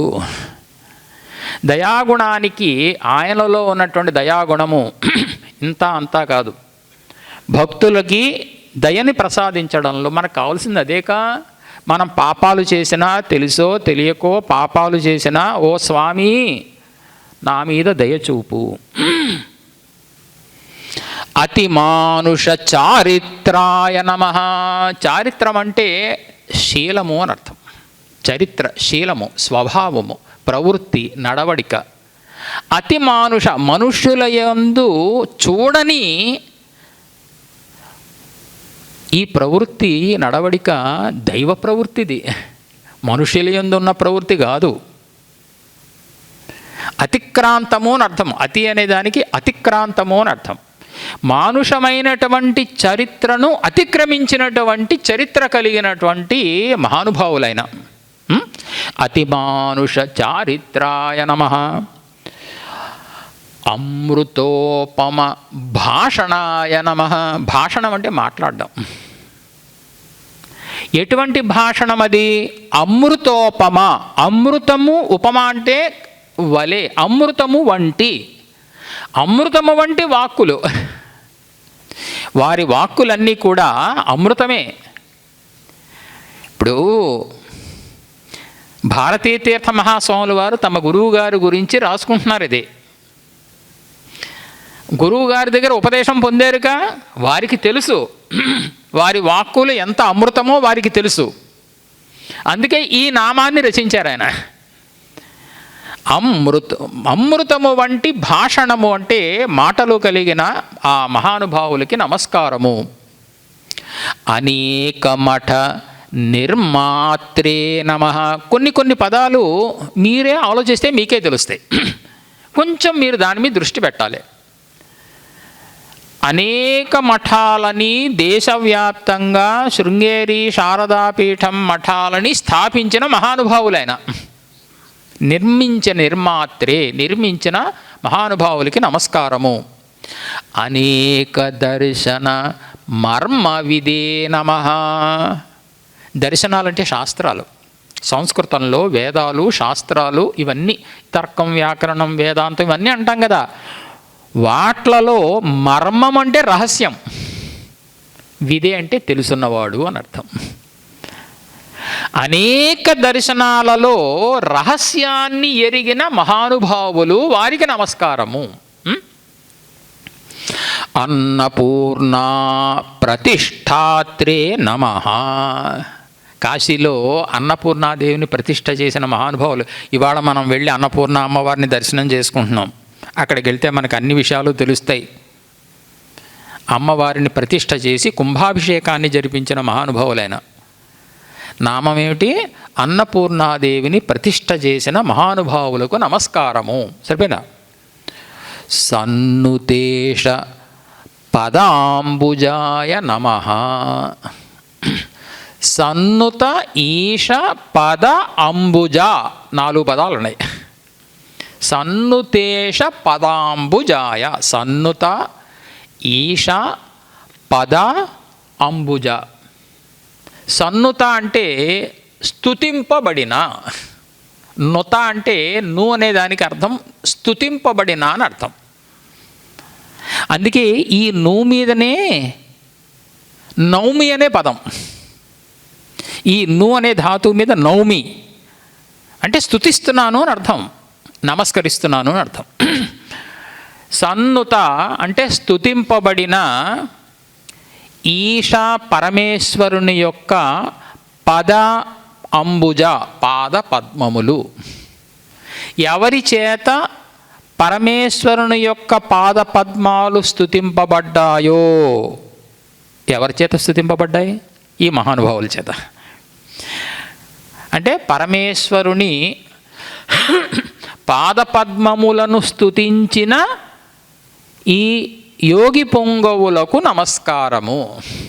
సరిపోయిందా? సన్నుత ఈశ పద అంబుజ. అంబుజ అంటే పద్మం. సన్నుత స్తుతింపబడిన ఈశా పరమేశ్వరుని యొక్క పాదములనే పద్మములు అంటే వీరి చేత పరమేశ్వరుని పాదపద్మములు స్తుతింపబడ్డాయి. ఎప్పుడు కూడా పరమేశ్వరుని ధ్యానం చేయడమేకా, వేరే ధ్యాస ఏమున్నది కనుక. అహంత మమతా హీనాయ నమః. అహంత నేను అనే అహంభావం లేదు. మమత ఇది నాది. మమ అంటే నాది అని అర్థం. అహం అంటే నేను, మమ అంటే నాది అని అర్థం. అహమోను లేదు, నేను ఇంత ఇటువంటి గొప్పవాడిని లేదా ఇటువంటి వ్యక్తిని అనేది లేదు. ఇది నాది అనేది లేదు. అహంత మమత హీనాయ నమః. హీన అంటే లేదు అని అర్థం. అగజాపతి భక్తిమతే నమః. ఇదే కొంచెం జాగ్రత్తగా ఆలోచించాలి. ఈ నామమే నేను కూడా కొంచెం ఆలోచించాల్సి వచ్చింది. అగ జా పతి అని అక్కడ గజాపతి అని కాదు అర్థం, గజం అని అర్థం కానే కాదు. అగ అంటే పర్వతం. నా గచ్చతీతి అగహ అని కదలనిది అని అర్థం, వెళ్ళనిది అని అర్థం, కదలిక లేనిది అని అర్థం. అది అగ అంటే ఏదది? హిమవత్ పర్వతం. అగ అనే పదానికి హిమవత్ పర్వతం అని అర్థం. ఇక్కడ జా అంటే పుట్టినది అని అర్థం. హిమవత్ పర్వతానికి పుట్టినటువంటి పార్వతీదేవికి పతి ఎవరు? పరమేశ్వరుడు. అగజాపతి భక్తిమతే. ఆ పరమేశ్వరుని యందు భక్తి కలిగిన ఈ మహానుభావులకి నమస్కారము. సరిపోయిందా? అగజాపతి అగజా అంటే పార్వతీదేవి. అగజా అని, గజా అని కాదు, అగజా పార్వతీదేవికి పతి భర్త అయిన పరమేశ్వరుని యందు భక్తి కలిగిన, భక్తి మతే అంటే భక్తి కలిగిన మహానుభావులు, వారికి మా గురువు గారికి నమస్కారము అన్నారు. ఆగమార్థ పరిజ్ఞాత్రే నమః. ఆగమాలంటే వేదాలు, శాస్త్రాలు. వాటి యొక్క అర్థము పరిజ్ఞాత్రే తెలిసిన మా గురువుగారు వారికి నమస్కారము. సరిపోయిందా? ఆగమార్థ పరిజ్ఞాత్రే నమః. ఆశ్రితాఖిల రక్షకాయ నమః. జాగ్రత్తగా పదాలు చూసుకోండి. ఆశ్రిత అఖిల రక్షకాయ. ఆశ్రిత ఆశ్రయించిన, అఖిల సమస్త జనులను, రక్షకాయ రక్షించేవారు. తనను ఆశ్రయించిన వాళ్ళని, ఓ ప్రభు, ఓ మహానుభావ, నీవే నాకు రక్ష, నీవు తప్ప మరొకరు రక్ష లేదు అంటే మనం వారిని పూర్తిగా మనల్ని మనం సమర్పించుకోవాలి. సరిపోయిందా? ఆశ్రితాఖిల రక్షకాయ నమః. మనం మీరు జాగ్రత్తగా, వారు హనుమత్ ప్రసాద్ గారు ఏం ఆలోచించి చెప్పారో కానీ, ఇప్పుడు మీరు ఈ నామాలని అర్థం జాగ్రత్తగా గమనించి నామాలని చదివితే, ఇప్పుడు మనం చదువుకున్న ఉపాఖ్యానాలలో ఆ విశేషాలన్నీ అన్వయిస్తాయి. సరిపోయినా? అన్నీ బాగా అన్వయిస్తాయి. కానీ మంచి సబ్జెక్ట్ చెప్పారు ఆయన.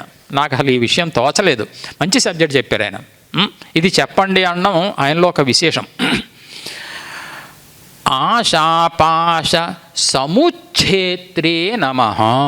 ఆశ అనే పాశము, బంధము. ఆశ అనే పాశమును సముచ్ఛేత్రే, నశింపచేసే, తెగకొట్టే. మనకందరికీ పాశం ఏమిటండి? ఆశే. ఇప్పుడు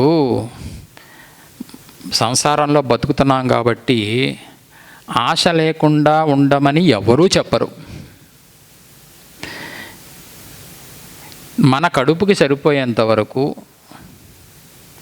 మన కుటుంబానికి సరిపోయేంత వరకు నాకు ఇది కావాలి అనుకోవడం న్యాయమైన విషయం.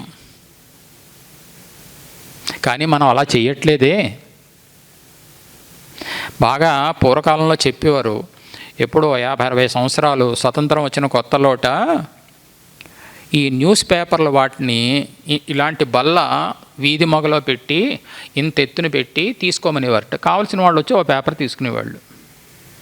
ఇవాళ ఇప్పుడు ఇంతంత డ్రమ్ములో లడ్డూలు పెట్టి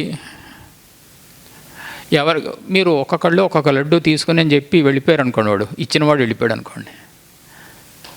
ఒక్కొక్కటి తీసుకుంటే అందరికీ అందుతాయి. తీసుకుంటున్నామా? అలాగా తీసుకోమన్నారు కదా అని చెప్పి ఒకటి, ఇంకా ఎవడు మాట్లాడకపోతే 2, ఇంకా మాట్లాడితే 3, 4, 5, 6, 7 అవసరం లేని వాటికంటే ఇంటికి పట్టుకెళ్ళిన తర్వాత అవసరం లేదని బయట కూడా పాడేస్తున్నాం. ఇది ఆశ అనే పాశము.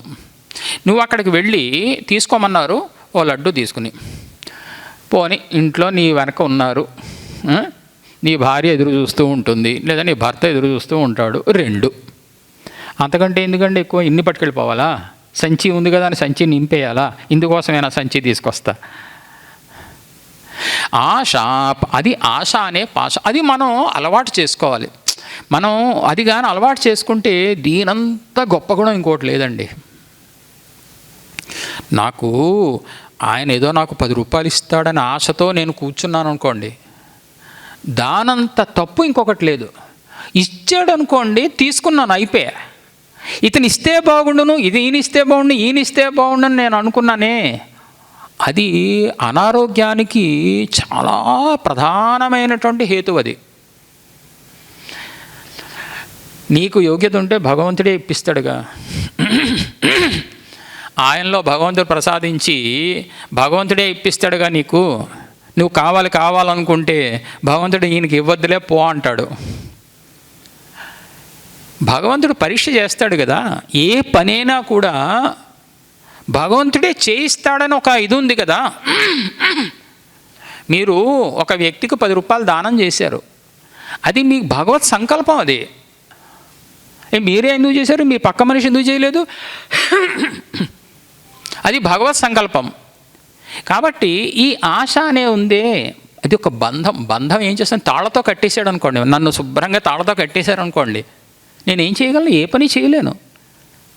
మనం అనుకుంటున్నాం నేను అన్ని పనులు చేస్తున్నాను, ఈ ఆశాపాశము నిన్ను తెలియకుండా నిన్ను బంధించేసిందనే విషయం నీకు తెలియలేదు.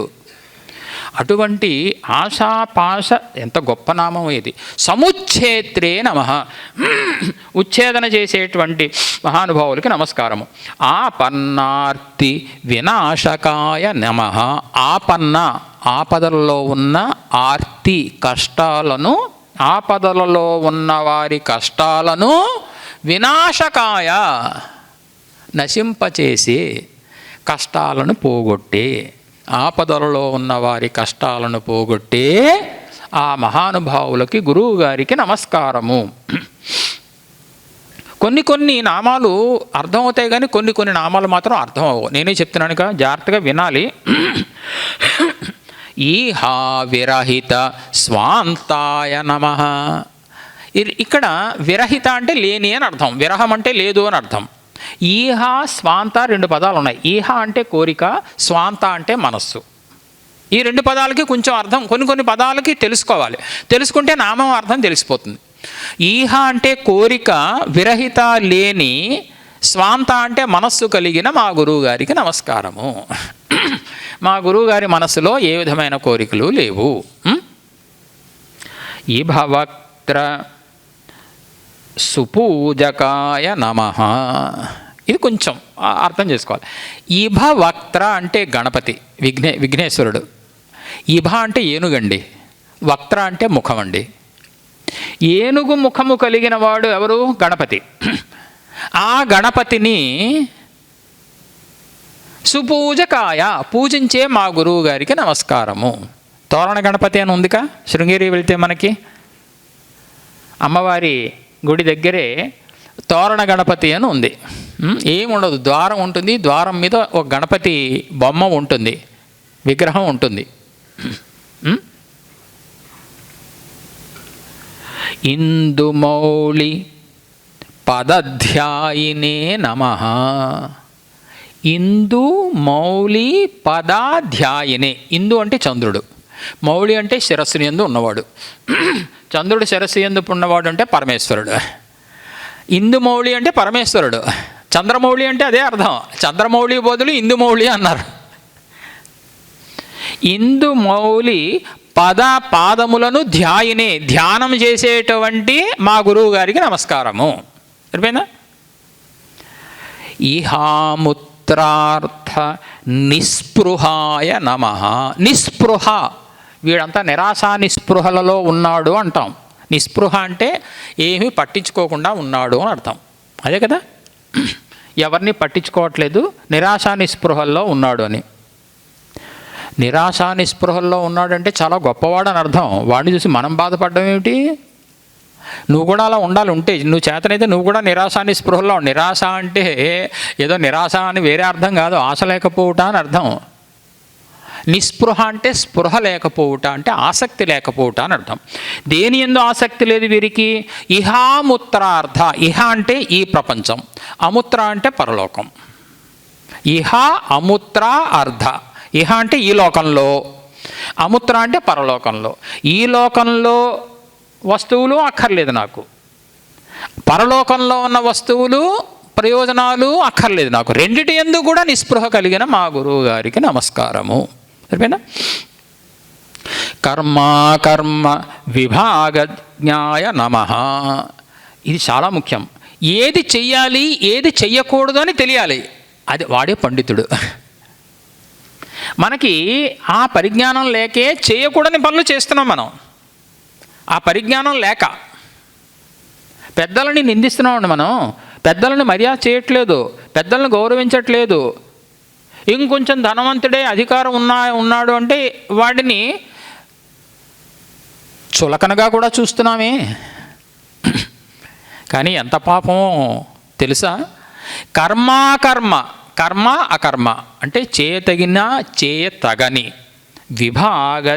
విభాగము తేడా. జ్ఞా అంటే తెలుసునవాడు అని అర్థం. జ్ఞా అంటే తెలుసునవాడు. పరమేశ్వరుని సర్వజ్ఞుడు అంటాం. ఎందువల్ల? సర్వజ్ఞ. సర్వ అంటే సమస్తమును, జ్ఞా అంటే తెలుసున్నవాడు అని అర్థం. కీర్తనీయ గుణోజ్వలాయ నమః. కీర్తనీయ, కీర్తింపతగినటువంటి గుణాలతో ఉజ్వలాయ ప్రకాశించే మా గురువుగారు. వారిలో గుణాలు కీర్తింపదగినవి. మామూలు గురువుగారు అనుకుంటున్నారా? మా గురువుగారు అంటే ఏమనుకుంటున్నారు మీరు? కీర్తనీయ, కీర్తింపదగినటువంటి గుణాలతో ఉజ్వలాయ ప్రకాశించే మా గురువు గారికి నమస్కారం. కామితాశేష ఫలదాయ నమః. కామిత అశేష ఫలద 4 పదాలు. ద ఇందాక జ్ఞా అంటే తెలుసున్నవాడు అని అర్థం. ద అంటే ఇచ్చువాడు అని అర్థం. ఇచ్చువాడు అని అర్థం.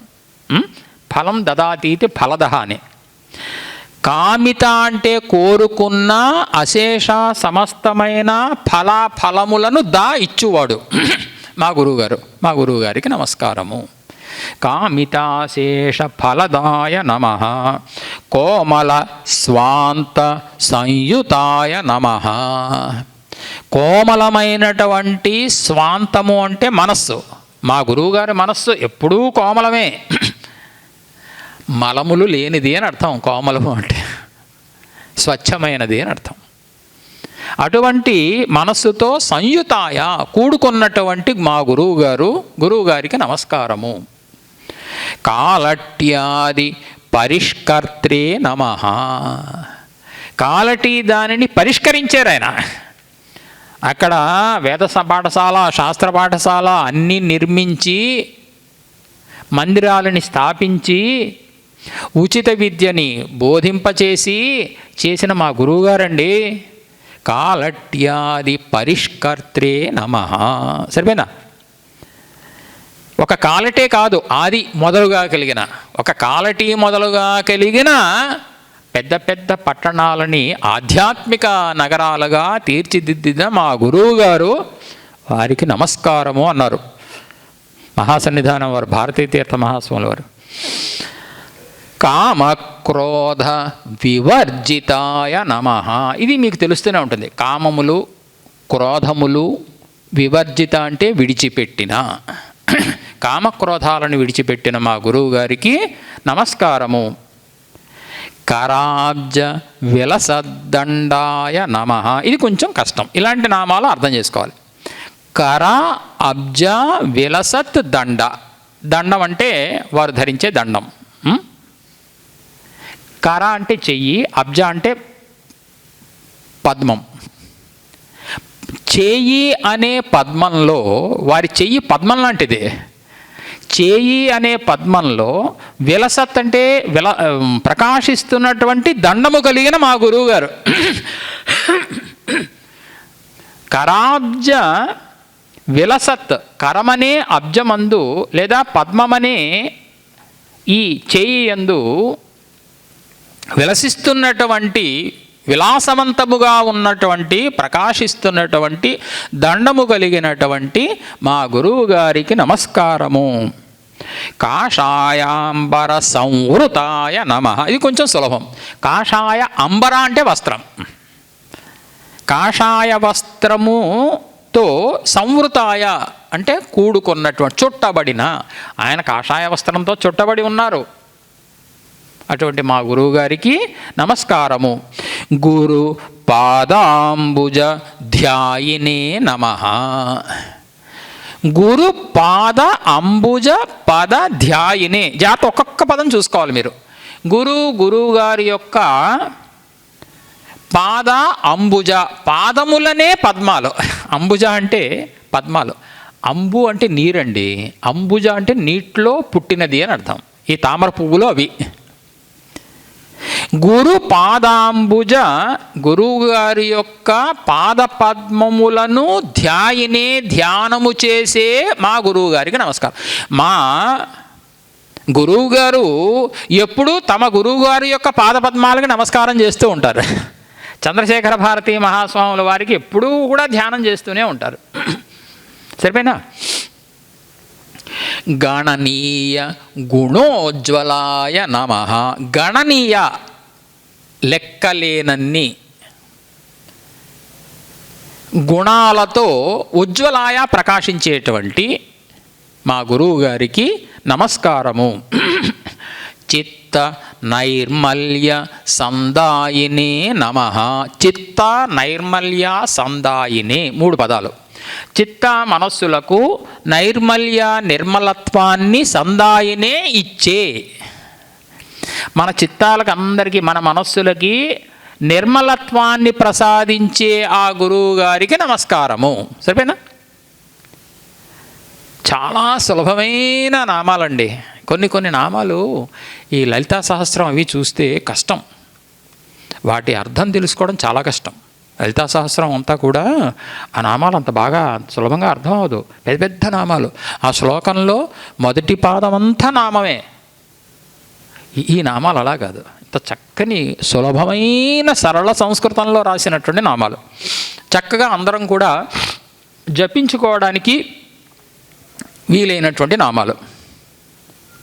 చింతాలేష వివర్జితాయ నమః. చింతాలేష వివర్జిత, చింత అంటే చింతలు, దుఃఖాలు, లేశములు, వాటిని వివర్జిత విడిచిపెట్టినవాడు. ఏ చింతలు లేని మా గురువు గారికి నమస్కారము. మనకన్నీ ఉన్నవన్నీ చింతలేక, చింతలు అంటే దుఃఖాలని అర్థం కాదు, ఆలోచనలు అని అర్థం. తీర్థరాజకృత స్నానాయ నమః. తీర్థరాజము, గొప్ప గొప్ప తీర్థాలలో, శ్రేష్టమైన తీర్థాలలో కృత స్నానాయ, స్నానమాచరించిన మా గురువు గారికి నమస్కారము. తీర్థీకృత ధరాతలాయ నమః. ధరాతలం అంటే భూమి. ఈ భూమండలాన్ని అంతటినీ ఏం చేశారు? తీర్థీకృత, తీర్థంగా చేశారు. ఎందువల్ల తీర్థంగా చేశారు తెలుసునా? ఆయన పాదాలతో స్పృశించిన భూమి అంతా కూడా తీర్థమే. ఒక కాళిదాసు ఒక శ్లోకం ఉంది,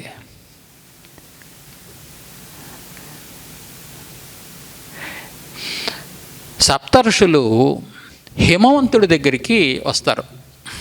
సప్తర్షులు, వశిష్ఠుడు మొదలుగాకలేనటువంటి సప్తర్షులు హిమవంతుడి దగ్గరికి ఎందుకు వచ్చారంటే పెళ్లి మాటలు మాట్లాడడానికి వచ్చారు. పరమేశ్వరుడు పంపించాడు. పెళ్లి కొడుకు తానంతట తానుగా వెళ్ళి మీ అమ్మాయిని నేను పెళ్లి చేసుకుంటాను, నాకు ఇస్తారా అని అడిగాడు అనుకోండి, ఇద్దాం అనుకున్నవాడు కూడా వెళ్ళి రావయా అంటాడు. అందుకే మధ్యవర్తులు అన్నారు. మధ్యవర్తులు కూడా ఎలాంటి వాళ్ళు ఉండాలి? కార్యాన్ని సాధింపజేసే సామర్థ్యము కలిగి ఇరుపక్షాలన్నీ కూడా ఒప్పించి ఆ సామర్థ్యం కలిగిన వాళ్ళు ఉండాలి. ఇక్కడ పరమేశ్వరుడికి హిమవంతుడికి మధ్యవర్తులు ఎవరు? సప్తర్షులు. వీళ్ళు వెళ్ళి హిమవంతుడిని అడుగుతున్నారు, ఏమయ్యా నీ కూతుర్ని పరమేశ్వరుడికి ఇచ్చి పెళ్లి చేయవయ్యా, పరమేశ్వరుని అల్లుడిగా చేసుకోవయ్యా, జగత్తంతా పూజించే పరమేశ్వరుడికి నీవు పూజింపదగిన వాడు అవుతావు. అల్లుడు మామగారికి నమస్కారం చేస్తాడా? మామగారు అల్లుడికి నమస్కారం చేస్తాడా? అంత గొప్పవాడి అవుతాయా అని చెప్తూ కాళిదాసు ఒక మాట అన్నాడు. అప్పుడు హిమవంతుడు అంటాడు, మీరు అసలు నా దగ్గరికి రావడమే నా పుణ్య విశేషము. యద్ అధ్యాసితం అర్హద్భి, ఎవరైతే అర్హద్భి గొప్ప గొప్ప వాళ్ళు అధ్యాసితం వచ్చినటువంటి కాలు మోపినటువంటి ప్రదేశము తద్ధి తీర్థం ప్రచక్షతే, అదే తీర్థం అంటే. ఇప్పుడు తిరుపతి మహాక్షేత్రము, తిరుమల మహాక్షేత్రము అన్నాం. ఒక పెద్ద మహానుభావుడు, కీర్తింపదగినటువంటి భగవత్ స్వరూపుడు కొలువై ఉన్నాడు, అందువల్ల తీర్థం అదే. వాళ్ళు కాలు మోపిన స్థలం అంతా తీర్థమే. కాబట్టి ఈయన భారతదేశమంతా సంచరించారుగా. ఈ ధరాతలం అంతటినీ కూడా తీర్థీకృత ధరాతలాయ, తీర్థముగా చేయబడినటువంటి భూమండలం కలిగినటువంటి మీకు నమస్కారము. సరిపోయిందా? తుషారాచల సంచారిణే నమః. తుషార అంటే మంచు, అచల అంటే పర్వతం, మంచు పర్వతం హిమవత్ పర్వతం. హిమవత్ పర్వతంలో సంచారిణే, సంచరించే అంటే వీరు హిమవత్ పర్వతానికి వెళ్ళారు. మొట్టమొదటి వారు అసలు నేపాల్ వెళ్ళినటువంటి పీఠాధిపతుల్లో మొట్టమొదటి వారు వీరు. ఇంతవరకు ఎవరు వెళ్ళలేదు. తుషారాచల హిమవత్ పర్వతంలో సంచరించినటువంటి, అక్కడ తపస్సు చేసుకున్నటువంటి మా గురువు గారికి నమస్కారము. అక్కడ తపస్సు చేశారంటే అక్కడ కాలు మోపి అక్కడ పరమేశ్వర ధ్యానం చేశారు ఆయన. అదే తపస్సు అంటే. అదేంటండి తపస్సు చేశారంటే ఆడ కూర్చున్నారండి, కూర్చుని ఏమైనా చేశారండి అంటే అడగకూడదు మీరు. అక్కడ వారు వెళ్ళి భగవద్ధ్యానం చేశారంటే ఎందుకు వెళ్తారండి హిమవత్ పర్వతానికి? మనం ఎందుకు హిమవత్ పర్వతానికి వెళ్తామండి? మంచు చూడడానికి వెళ్తాం. ఆ మంచు గడ్డలు ఎలా ఉన్నాయి ఏమిటి, కానీ వారు వెళ్ళింది అందుక. అక్కడ పరమేశ్వర ధ్యానం చేసినటువంటి మహానుభావులు. తుంగా స్నాన సముత్సుకాయ నమః. తుంగా స్నానము, తుంగా నదిలో స్నానం చేసే సముత్సుకాయ, ఉత్సాహము కలిగినటువంటి మా గురువు గారికి నమస్కారము. దక్షిణాస్య పదధ్యాయినే నమః. దక్షిణాస్యుడు అంటే దక్షిణామూర్తి అండి. దక్షిణాస్య పదానికి దక్షిణామూర్తి అని అర్థం. అర్థం ఎలా వచ్చిందంటే దక్షిణ ఆస్య, ఆస్య అంటే ముఖం, దక్షిణం వైపు ముఖము పెట్టుకున్నటువంటి వాడు అంటే దక్షిణామూర్తి. ఇది నాకు ఇందాక పొద్దున్న చూస్తూ నాకు ఎక్కడా ఇది వాచస్పత్యంలో కూడా నిఘంటువులు కూడా దొరకలేదు. ఇది దక్షిణాస్య అనే పదం. నా దగ్గర చదువుకుంటున్న ఒక విద్యార్థి ఉన్నాడు, మంచి తెలివైనవాడు. ఫోన్ చేశాను, ఏమయ్యా దక్షిణాస్య అంటే చూడయ్యా ఒకసారి అని. దక్షిణామూర్తి అన్నాడు. దక్షిణామూర్తి అని అర్థం ఎలా వస్తుందయ్యా, నాకు ఏమో వాచస్పత్యంలో దొరకలేదయ్యా అంటే అప్పుడు ఎక్కడో శ్లోకం ఉంటే అతను కూడా చూసి చెప్పి, దక్షిణం వైపు ముఖము కలిగినటువంటి స్వామికి నమస్కారము అని అప్పుడు అన్నాను. చాలా బాగా చెప్పావయ్యా, నేను ఇప్పుడు శృంగేరి శంకర మఠంలో ఉన్నాను, అక్కడ దక్షిణామూర్తి విగ్రహం ఉన్నది అద్దాల దాంట్లో, దక్షిణం వైపు చూస్తూ ఉన్న ముఖం అది కావాలని అట్లా చేశారు. అది దక్షిణామూర్తి. ఇప్పుడు చూడండి మీరు అక్కడ దక్షిణం, అది ఇటు ఇటు దక్షిణాన్ని చూస్తూ ఉంటుంది ఆ ముఖం. అంటే దక్షిణాస్యుడు అంటే దక్షిణామూర్తి అని అర్థం.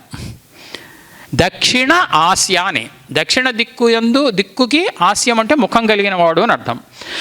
అంటే దక్షిణాస్యుడు అంటే దక్షిణామూర్తి. వారి యొక్క పదధ్యాయినే, పాదాలని ధ్యానము చేసే గురువు గారికి నమస్కారము. సరిపోయిందా? దక్షిణామూర్తి పాదపద్మములకు నమస్కారము చేసే మా గురువు గారికి నమస్కారము. దక్షిణాంన పీఠపాయ నమః. ఇది కొంచెం జాగ్రత్తగా ఆలోచించాలి. ఈ నామం పీఠపాయ అని ఉంది. దక్షిణాంనాయ పీఠపాయ నమః. కొంచెం కొంచెం ఆలోచన చేయాలి. దక్షిణాంన పీఠపా, దక్షిణాంనాయ పీఠాన్ని పా అంటే రక్షించేవాడు అని అర్థం. పాతీతి పహాని, దక్షిణాంనాయ పీఠం పాతీతి, దక్షిణాంనాయ పీఠపహ శబ్దం. దానికి చతుర్థి విభక్తి దక్షిణాంనాయ పీఠపాయ అని అర్థం. సరిపోయిందా? ఈ పా అనే దానికి రెండు అర్థాలు ఉన్నాయి. త్రాగేవాడు, రక్షించేవాడు, రెండు అర్థాలు ఉన్నాయి. సోమపహ అని ప్రయోగం, అంటే సోమపానం చేసేవాడు అని. ఈ రెండు అర్థాల్లో ఇక్కడ అంటే పాధాతువుకి రెండు అర్థాలు, త్రాగుట, రక్షించుట అని. త్రాగుట అనే అర్థంలో పిబతి అనే ప్రయోగం, రక్షించుట అనే అర్థంలో పాతి అనే ప్రయోగం సంస్కృతంలో. ఇది రక్షణార్థకమైన ధాతువు. ఇది త్రాగుట అనే అర్థం సరిపోదు కదా. దక్షిణాంనాయ పీఠాన్ని త్రాగడం ఏమిటి అంటే రక్షించువాడు అని అర్థం. సరిపోయిందా? ఇప్పుడు దక్షిణాంనాయ పీఠపాయ, పీఠపాయ పీఠాన్ని రక్షించే స్వామికి నమస్కారము. దాక్షిణ్య నిలయ స్వాంతాయ నమః. దాక్షిణ్యము నిలయముగా కలిగిన స్వాంతం మనస్సు. ఈయన మనస్సులో దాక్షిణ్యమే నిలయంగా ఉంది. దాక్షిణ్యానికి నిలయము ఈ మనస్సు. వీరి మనస్సు దాక్షిణ్యం అంటే దయాగుణం అండి. దయాగుణానికి నిలయమైన మనస్సు కలిగిన మా గురువు గారికి నమస్కారము. సరిపోయిందా? దాక్షిణ్య నిలయ స్వాంతాయ నమః. దాంత్యాది పరిశోభితాయ నమః. దాంత్యాది కొంచెం పదం అర్థం చేసుకోవాలి. దాంతి, దమ శమములు, శమదమాలు అని పాట విన్నారు కదా, అదే దమము అనే పదానికే దాంతి అనే ప్రయోగం. ఇంద్రియ నిగ్రహముతో శోభించే మా గురువు గారికి నమస్కారము. ఏమిటా ఇంద్రియ నిగ్రహం? అంతరింద్రియ నిగ్రహం, బాహ్యేంద్రియ నిగ్రహం, సమస్త ఇంద్రియ నిగ్రహము, సమస్త ఇంద్రియాల యొక్క నిగ్రహము కలిగిన మా నిగ్రహంతో శోభించే మా గురువు గారికి నమస్కారము. సరిపోయిందా? దాంత్యాది పరిశోభితాయ నమః. ధర్మాధర్మ విభాగజ్ఞాయ నమః. ఇందాక కర్మ అని వచ్చింది, ఇప్పుడు ధర్మాధర్మ అని వచ్చింది. ధర్మము అధర్మము అనే విభాగము తెలుసున్నటువంటి మా గురువు గారికి నమస్కారం. ధ్యాన నిర్ధూత కల్మషాయ నమః. ధ్యానముతో నిర్ధూత కడుగబడిన కల్మష పాపాలు కలిగిన, ఆయనకి ఏ పాపాలు లేవు. ఎందువల్ల పాపాలు లేవు? ఆయన ఎప్పుడూ ధ్యానంలోనే ఉన్నారు కాబట్టి. నిర్ధూత అంటే కడుగబడిన పాపములు, పాపాలన్నీ కడిగివేయబడ్డాయి. మట్టి అంటుకుందండి ఒక వస్తువుకి, నీళ్లు పోసాం, శుభ్రంగా సబ్బు పెట్టి రుద్దాం, మట్టి అంతా పోయింది. కానీ మనస్సులో ఉన్న పాపాలని, ఈ శరీరం మీద ఉన్న మాలిన్యం పోగొట్టుకోవడానికి పర్వాలేదు, గట్టి సబ్బుతో గట్టిగా రుద్ది 4 సార్లు రుద్దేస్తే పోయే. మనస్సులో మాలిన్యం అది ఎలా పోవాలి? సబ్బుతో రుద్దితే పోతుందా? ధ్యానంతోనే పోతుంది, అది యోగంతోనే పోతుంది. అదే అన్నారు, ధ్యాన నిర్ధూత కల్మషాయ నమః. ధ్యానము చేత నశింపచేయబడిన, కడుగవేయబడిన పాపములు కలిగిన, అంటే మా గురువుగారు ధ్యానంతో పాపాలనన్నీ పోగొట్టుకున్నారు, అట్టి గురువుగారికి నమస్కారం. ధర్మ ప్రచార నిరతాయ నమః. నీకు మీకు బాగా తెలుస్తుంటుంది, ధర్మ ప్రచారంలో నిరతాయ, ఎప్పుడూ ఉండేటువంటి, ఎప్పుడూ ధర్మ ప్రచారమే చేసేటువంటి మా గురువు గారికి నమస్కారం. ఇది తర్వాత ధిక్కృతాఖిల దుర్మతాయ నమః. ఇది కొంచెం ఆలోచించాలి. ధిక్కృత అఖిల దుర్మతాయ, దుర్మతాలంటే నాస్తిక మతాలు. ధిక్కృత తిరస్కరింపబడిన, ధిక్కృత అని ధిక్కృత తిరస్కరింపబడిన సమస్త దుర్మతములు, నాస్తిక మతములు కలిగిన గురువుగారికి నమస్కారం. అంటే మా గురువుగారి చేత సమస్త నాస్తిక మతాలు కూడా ఖండింపబడ్డాయి, నిరసింపబడ్డాయి. ధిక్కృత అంటే నిరసింపబడ్డాయి అని అర్థం. నత లోక సముద్ధర్త్రే నమః. నత నమస్కరించినటువంటి లోకం, తనకి నమస్కరించినటువంటి లోకాన్ని సముద్ధర్త్రే ఉద్ధరించేటువంటి మా గురువుగారు. తనకి ఎవరైనా నమస్కారం చేస్తే వాళ్ళని ఉద్ధరించేవారు మా గురువుగారు. నీవే శరణు అని చెప్పి శరణు జొచ్చిన వారిని ఉద్ధరించే మా గురువుగారికి నమస్కారము. నియమాచరణోత్సుకాయ నమః. నియమ, ఆచరణ, ఉత్సుక 3 పదాలు ఉన్నాయి. నియమంతో, ఆచరణమందు ఉత్సుకాయ ఉత్సాహము కలిగిన మా గురువుగారు. ఎంతో నియమంతో ఆచరణ, ఆయా విధులను విధులను చేయడంలో ఉత్సుకాయ, పైగా ఉత్సాహము కలిగినటువంటి గురువుగారికి నమస్కారం. న్యాయ మార్గానుసారిణే నమః. న్యాయ మార్గానుసారిణి, న్యాయ మార్గాన్ని అనుసరించేవారు మా గురువుగారు. ఎప్పుడు కూడా ఎప్పుడూ న్యాయ మార్గమే వారి జీవితంలో, అన్యాయ మార్గం అంటూ ఎప్పుడూ లేదు. మనం కూడా న్యాయ మార్గాన్ని 2 మార్గాలు ఉన్నాయి, న్యాయము ఉంది, అన్యాయం ఉంది. అన్యాయ మార్గాన్ని ప్రవర్తిస్తే ఇంత డబ్బు వస్తుంది, న్యాయ మార్గాన్ని ప్రవర్తిస్తే ఇంతే వస్తుంది. కాబట్టి మనకి ఏదంటే రుచి? అన్యాయ మార్గం అంటే రుచి, ఇష్టం. అన్యాయ మార్గంలో అయితే ఇంత బోళ్ళంత సంపదలు వచ్చేస్తాయండి. కష్టపడితే నెలకి జీతం ఇంత వస్తుందండి. దొంగతనం చేస్తే వాడి దగ్గరున్న ఆభరణాలన్నీ తెచ్చేసుకోవచ్చుగా. ఒకటి న్యాయ ప్రవృత్తి, ఇంకొకటి అన్యాయ ప్రవృత్తి. మన గురువు గారు న్యాయ మార్గానుసారిణే నమః. తాను న్యాయ మార్గంలో అనుసరించి అందరినీ కూడా న్యాయ మార్గంలో ప్రవర్తింపచేసేటువంటి గురువు గారికి నమస్కారం. న్యాయాది నయ కోవిదాయ నమః. న్యాయాది, న్యాయం అంటే తర్కశాస్త్రం, వ్యాకరణ శాస్త్రం, వేదాంత శాస్త్రం, పూర్వమీమాంసా శాస్త్రం, వీట్లలో నయ అంటే మతం, న్యాయాది నయ అంటే మతం, కోవిద అంటే పండితుడు. న్యాయాది శాస్త్రాలలో పండితుడైన మా గురువు గారికి నమస్కారము. నిగమాగమ తత్వజ్ఞాయ నమః. నిగమ ఆగమ వేదాలు, నిగమ అంటే వేదాలు, ఆగమాలంటే శాస్త్రాలు, ఆయా వేదశాస్త్రాలన్నిటి యొక్క తత్వజ్ఞాయ, జ్ఞ అంటే చెప్పాను తెలుసున్నవాడు అని. తత్వాన్ని ఎరిగినటువంటి గురువు గారికి నమస్కారము. నిత్య సంతుష్ట మానసాయ నమః. మానసం, ఈయన మనస్సు ఎటువంటిది? నిత్య సంతుష్ట, ఎప్పుడూ సంతుష్టమే. మన మనస్సు ఎప్పుడూ సంతుష్టం కాదు. ఒకప్పుడు సంతుష్టం, ఓసారి దుఃఖితం. అయ్యో నాకు ఇది లేదే అని దుఃఖం, అయ్యో నాకు ఇది సంభవించలేదే అని దుఃఖం. ఓసారి అయ్యో నాకు ఇది నాకు సంభవించింది కదా అని సంతోషం. సంతోషము దుఃఖము రెండూ మన మనస్సులో ఏర్పడుతూ ఉంటాయి. కానీ వీరు అలా కాదు. నిత్య సంతుష్ట మానసాయ నమః, నిష్కళంక సుచారిత్రాయ నమః. నిష్కళంక, కళంకములు లేనటువంటి సుచారిత్రాయ, మంచి చారిత్రము కలిగినటువంటి గురువు గారికి నమస్కారము. నీతి తత్వ సుబోధకాయ నమః. నీతి తత్వాన్ని సుబోధకాయ, మంచి బాగా బోధించేటువంటి నీతులను తత్వమును బోధించే మా గురువు గారికి నమస్కారము. ఏమ్మా, ఇక్కడతో ఈ నామాలను ఆపుచేద్దాం. 50 నామాలు అయినాయి. 50 నామాలకి మనం మధ్యలో మన ప్రవచనంలో మధ్యలో ఆఫ్ చేసుకుని, అంటే మన ఇది ప్రవచనమే, దాంట్లో మధ్యలో ఆఫ్ చేసుకుని మనం నామాల గురించి చెప్పుకున్నాం. వీలైతే మిగిలిన నామాలు రేపు చెప్పుకుందాం.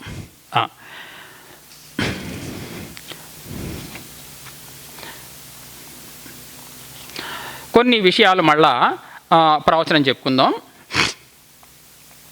అంటే మాతృదేవోభవ పితృదేవోభవ అనే దానికి అనుకూలమైనటువంటి ఒక ఇతివృత్తాన్ని స్వాముల వారు ఒకసారి ఉపదేశం చేశారు. ఇద్దరు భార్యాభర్తలు, పేద దంపతులు, వాళ్ళకు చిన్న పిల్లవాడు పుట్టాడు. వాళ్ళు ఆ అబ్బాయిని పెంచడానికి అంత డబ్బున్న వాళ్ళు కాదు. వాళ్ళ ఇంటికి దగ్గరలోనే ధనవంతులు అయినటువంటి భార్యాభర్తలు ఉన్నారు. వాళ్ళకి సంతానం లేదు.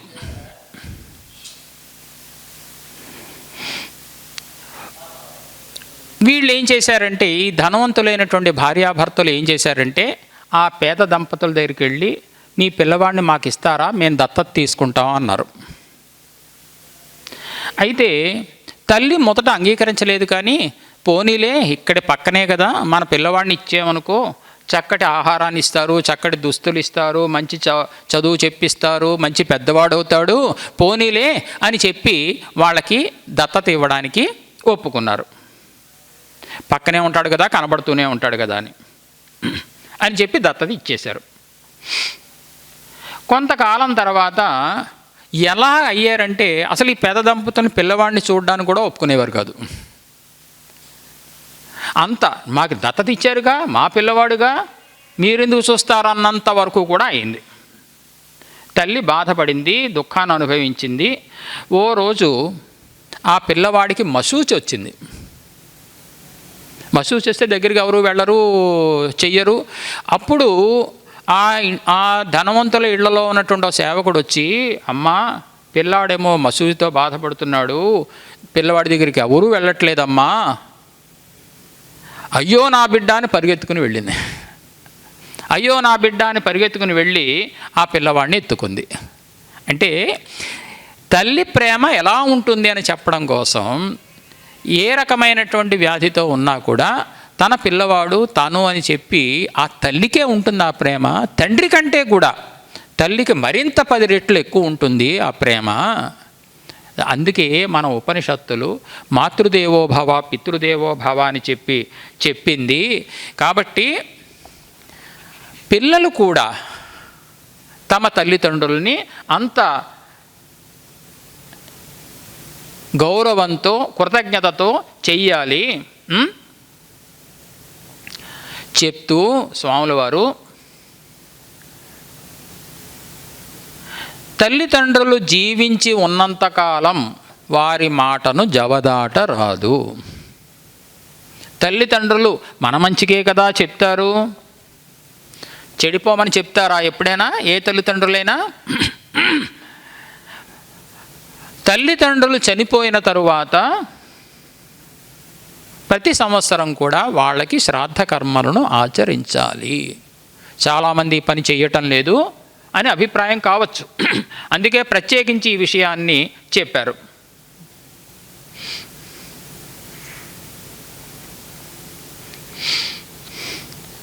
మనం ఈ లోకంలో శ్రాద్ధ కర్మని ఆచరించి శ్రద్ధతో, శ్రాద్ధము అంటే అర్థం ఏమిటి? శ్రద్ధతో చేసే కర్మ అని అర్థం. శ్రద్ధతో చేసే కర్మ కాబట్టి దానికి శ్రాద్ధము అని పేరు వచ్చింది. ఆ రకంగా మనం ఇక్కడ చేసాం, కానీ అది వాళ్ళకి చేరిందా లేదా? చేరుతుందయ్యా. దీనికి చిన్న లౌకికమైన ఉదాహరణ చెప్పారు ఆయన. ఏంటంటే పోస్ట్ ఆఫీస్కి వెళ్ళి 100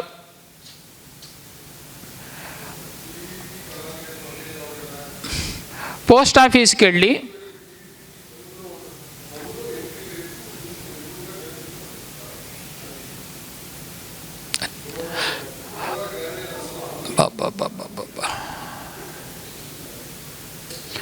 ఒక 100 రూపాయలు మనీ ఆర్డర్ పంపని చెప్పి అక్కడ 100 రూపాయలు మనం పెట్టాం.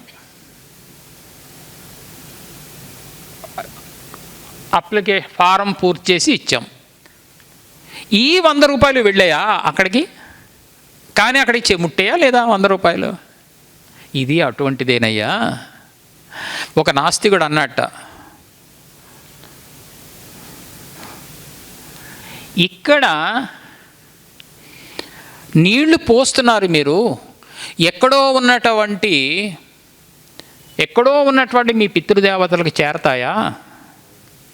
అయితే నేను ఇక్కడ నీళ్లు పోస్తాను, మా పొలంలో నీళ్లు వెళ్తాయా ఇవి అని ఒక నాస్తికుడు అడిగాడు.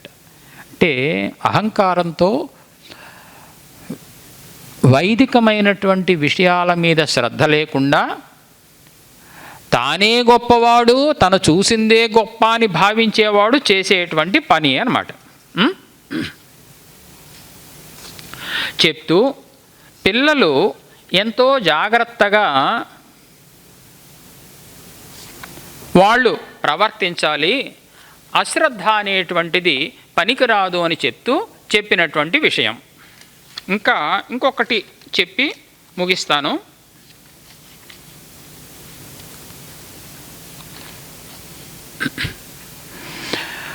అంటే శాస్త్రము చదువుకుని, వేదం చదువుకుని ఒక సమయానుకూలమైనటువంటి ఒక లోకజ్ఞత కూడా కావాలి అని చెప్పడం కోసం చెప్పినటువంటి విషయం. ఒక వేద పండితుడు సోమయాజైన ఓ 3 మేకలను కొనుక్కున్నాడు. కొన్ని మేకలను కొన్నాడు, తీసుకెడుతున్నాడు. ఈ లోపల దొంగలు వచ్చారు, 3 దొంగలు వచ్చారు. ఈయన దగ్గర 3 మేకలు ఉన్నాయి, తీసుకెడుతున్నాడు. 3 దొంగలు వచ్చారు. వీళ్ళు వేరు ప్రాంతాల్లో ఉండి ఒకడు వచ్చి ఏమన్నాడంటే, అదేంటండి సోమయాజి గారు, మీరు చూస్తేనేమో శాస్త్ర పండితుల్లాగాను వేద పండితుల్లా ఉన్నారు, కుక్కల్ని తీసుకుని పెడుతున్నారటండి అన్నాడు. కుక్కల్ని తీసుకువెడుతున్నారటండి అని. ఇదేమిటయ్యా, మేకలనే కదయ్యా నేను తీసుకెడుతున్నాను, పోవయ్యా నేను మేకలనే తీసుకెళ్తున్నాను అన్నాడు. అయిపోయి రెండో వాడు పక్కన దాక్కున్నాడు. రెండో దొంగ వాడు వచ్చాడు. అదేంటండి ఇంత పని ఎవరైనా చేస్తారా, కుక్కల్ని తీసుకెడతారటండి ఎవరైనా? పోవయ్యా నువ్వేదో అబద్ధం చెప్తున్నావు, సరిగా చూశాడు ఆయన. నేను మేకలనే తీసుకెళ్తున్నాను అన్నాడు. మూడో వాడు వచ్చాడు, సాష్టాంగ ప్రణామం చేశాడు. ఎంత నటిస్తున్నాడో వాడు. మీరేమో ఓ చేత్తో జలపాత్రని స్వీకరించారు, ఓ చేత్తోనేమో కుక్కలు కట్టినటువంటి తాడుని తీసుకున్నారు, ఎంత తేడా అండి? అప్పటికి స్వామి గారికి అనుకున్నారట, అమ్మ బాబోయ్ 3 చెప్పారు, ఇవి కుక్కలే, వాడు నన్ను మోసం చేశాడు. వాడు ఎంత మోసం చేశాడు? ఈయన ఏదో పెద్ద అయినా కళ్ళు సరిగా కనపడవు అనుకున్నాడో ఏమిటో, నన్ను మోసం చేసి కుక్కలను అంటగట్టాడు. మంచి మాట చెప్పారు బాబు, మీరు నాకు డబ్బు కూడా ఇవ్వద్దు, మీరు వీటిని తీసుకెళ్ళిపోండి అని చెప్పి ఇచ్చేశాడు. అంటే మోసంతో కూడుకున్న పదాలకే ఇటువంటి ప్రభావం ఉంటే ఇక మన ప్రార్థనలకి ఎంత ప్రభావం ఉంటుంది అని చెప్తూ ఒక లోకజ్ఞత అనే విషయాన్ని చెప్తూ చివరిగా ఒక చిన్న విషయం చెప్పేసి ముగిస్తా. అంటే లోకజ్ఞత ఆడడం కోసం ఒక పండితుడు ఓ నావన ఎక్కాడు, విహారం అన్నమాట. సార్ అంతా చూద్దామని చెప్పి ఓ మంచి శాస్త్ర పండితుడు ఎక్కాడు, ఓ నావన నడుపుతున్నాడు. ఆ శాస్త్రి గారు ఆ నావ నడిపి వాడిని ప్రశ్నిస్తున్నారు, ఏమో నువ్వేమో తర్కం చదువుకున్నావుటో అన్నారు. తర్కం చదువుకున్నావుటో అన్నారు నావ నడిపేవాడిని. లేదు స్వామి, తర్కశాస్త్రం నేను చదువుకోలేదండి. మీ పావు అంత జీవితం వ్యర్థం స్వామి, వ్యర్థం నాయన, నావికుడితో పావు అంత జీవితం వ్యర్థమైపోయిందయ్యా, తర్కం చదువుకోలేదు, అయిపోయింది. ఇంకొంచెం దూరం వెళ్ళిన తర్వాత పోనీ తర్కం పోతే పోయింది, వ్యాకరణం చదువుకున్నావా అని అడిగారు. ఎవరిని? నావికుడిని. స్వామి వ్యాకరణం కూడా చదువుకోలేదు స్వామి, అసలు అదేమిటో కూడా తెలియదు, ఎప్పుడు వినలేదు స్వామి. ఇంకో పావు భాగం వ్యర్థం అయిపోయిందయ్యా నీ జీవితము అన్నారు. ఇంకొంచెం దూరం వెళ్ళింది. పూర్వమీమాంసా శాస్త్రం చదువుకున్నావుటో అని అడిగారు. ఏమిటండి పూర్వమీమాంస? అది ఏమిటో తెలియదు స్వామి, ఎప్పుడు వినలేదు స్వామి. 33వ జీవితం కూడా వ్యర్థం అయిపోయిందయ్యా. ఇంకొంచెం దూరం వెళ్ళిపోయిన తర్వాత నావికుడు ప్రశ్నించాడు, స్వామి ఈత కొట్టడం అనే విద్యను మీరు నేర్చుకున్నారా స్వామి అని అడిగాడు. ఎందుకో అని అడిగా. అంటే నావకి కింద చిల్లు పడింది స్వామి, నావలో మొత్తం నీరు వచ్చేస్తాం స్వామి, ఒక్క నిమిషంలో మనం మునిగిపోవడం ఖాయం స్వామి అని చెప్పి దూకేశాడు, ఈత కొడుతూ వెళ్ళిపోయాడు. మన శాస్త్రులు గారి పని ఏమైంది? మీ జీవితం 100కి 100% వ్యర్థమే స్వామి అన్నాడు, దిగిపోయాడు. ఎందుకు చెప్తున్నానంటే అహంభావము అహంకారము లేకుండా లోకజ్ఞతతో ప్రవర్తించాలి అనడం కోసం స్వాములు వారు చెప్పేటువంటి ఇతివృత్తాలు. రేపు మళ్ళా వీలైతే హనుమత్ ప్రసాద్ గారు అనుమతిస్తే మరిన్ని నామాలు మరిన్ని ఇతివృత్తాలు చెప్పుకుందాం. ఈ రోజుతో ప్రవచనం స్వస్తి. నమస్కారం.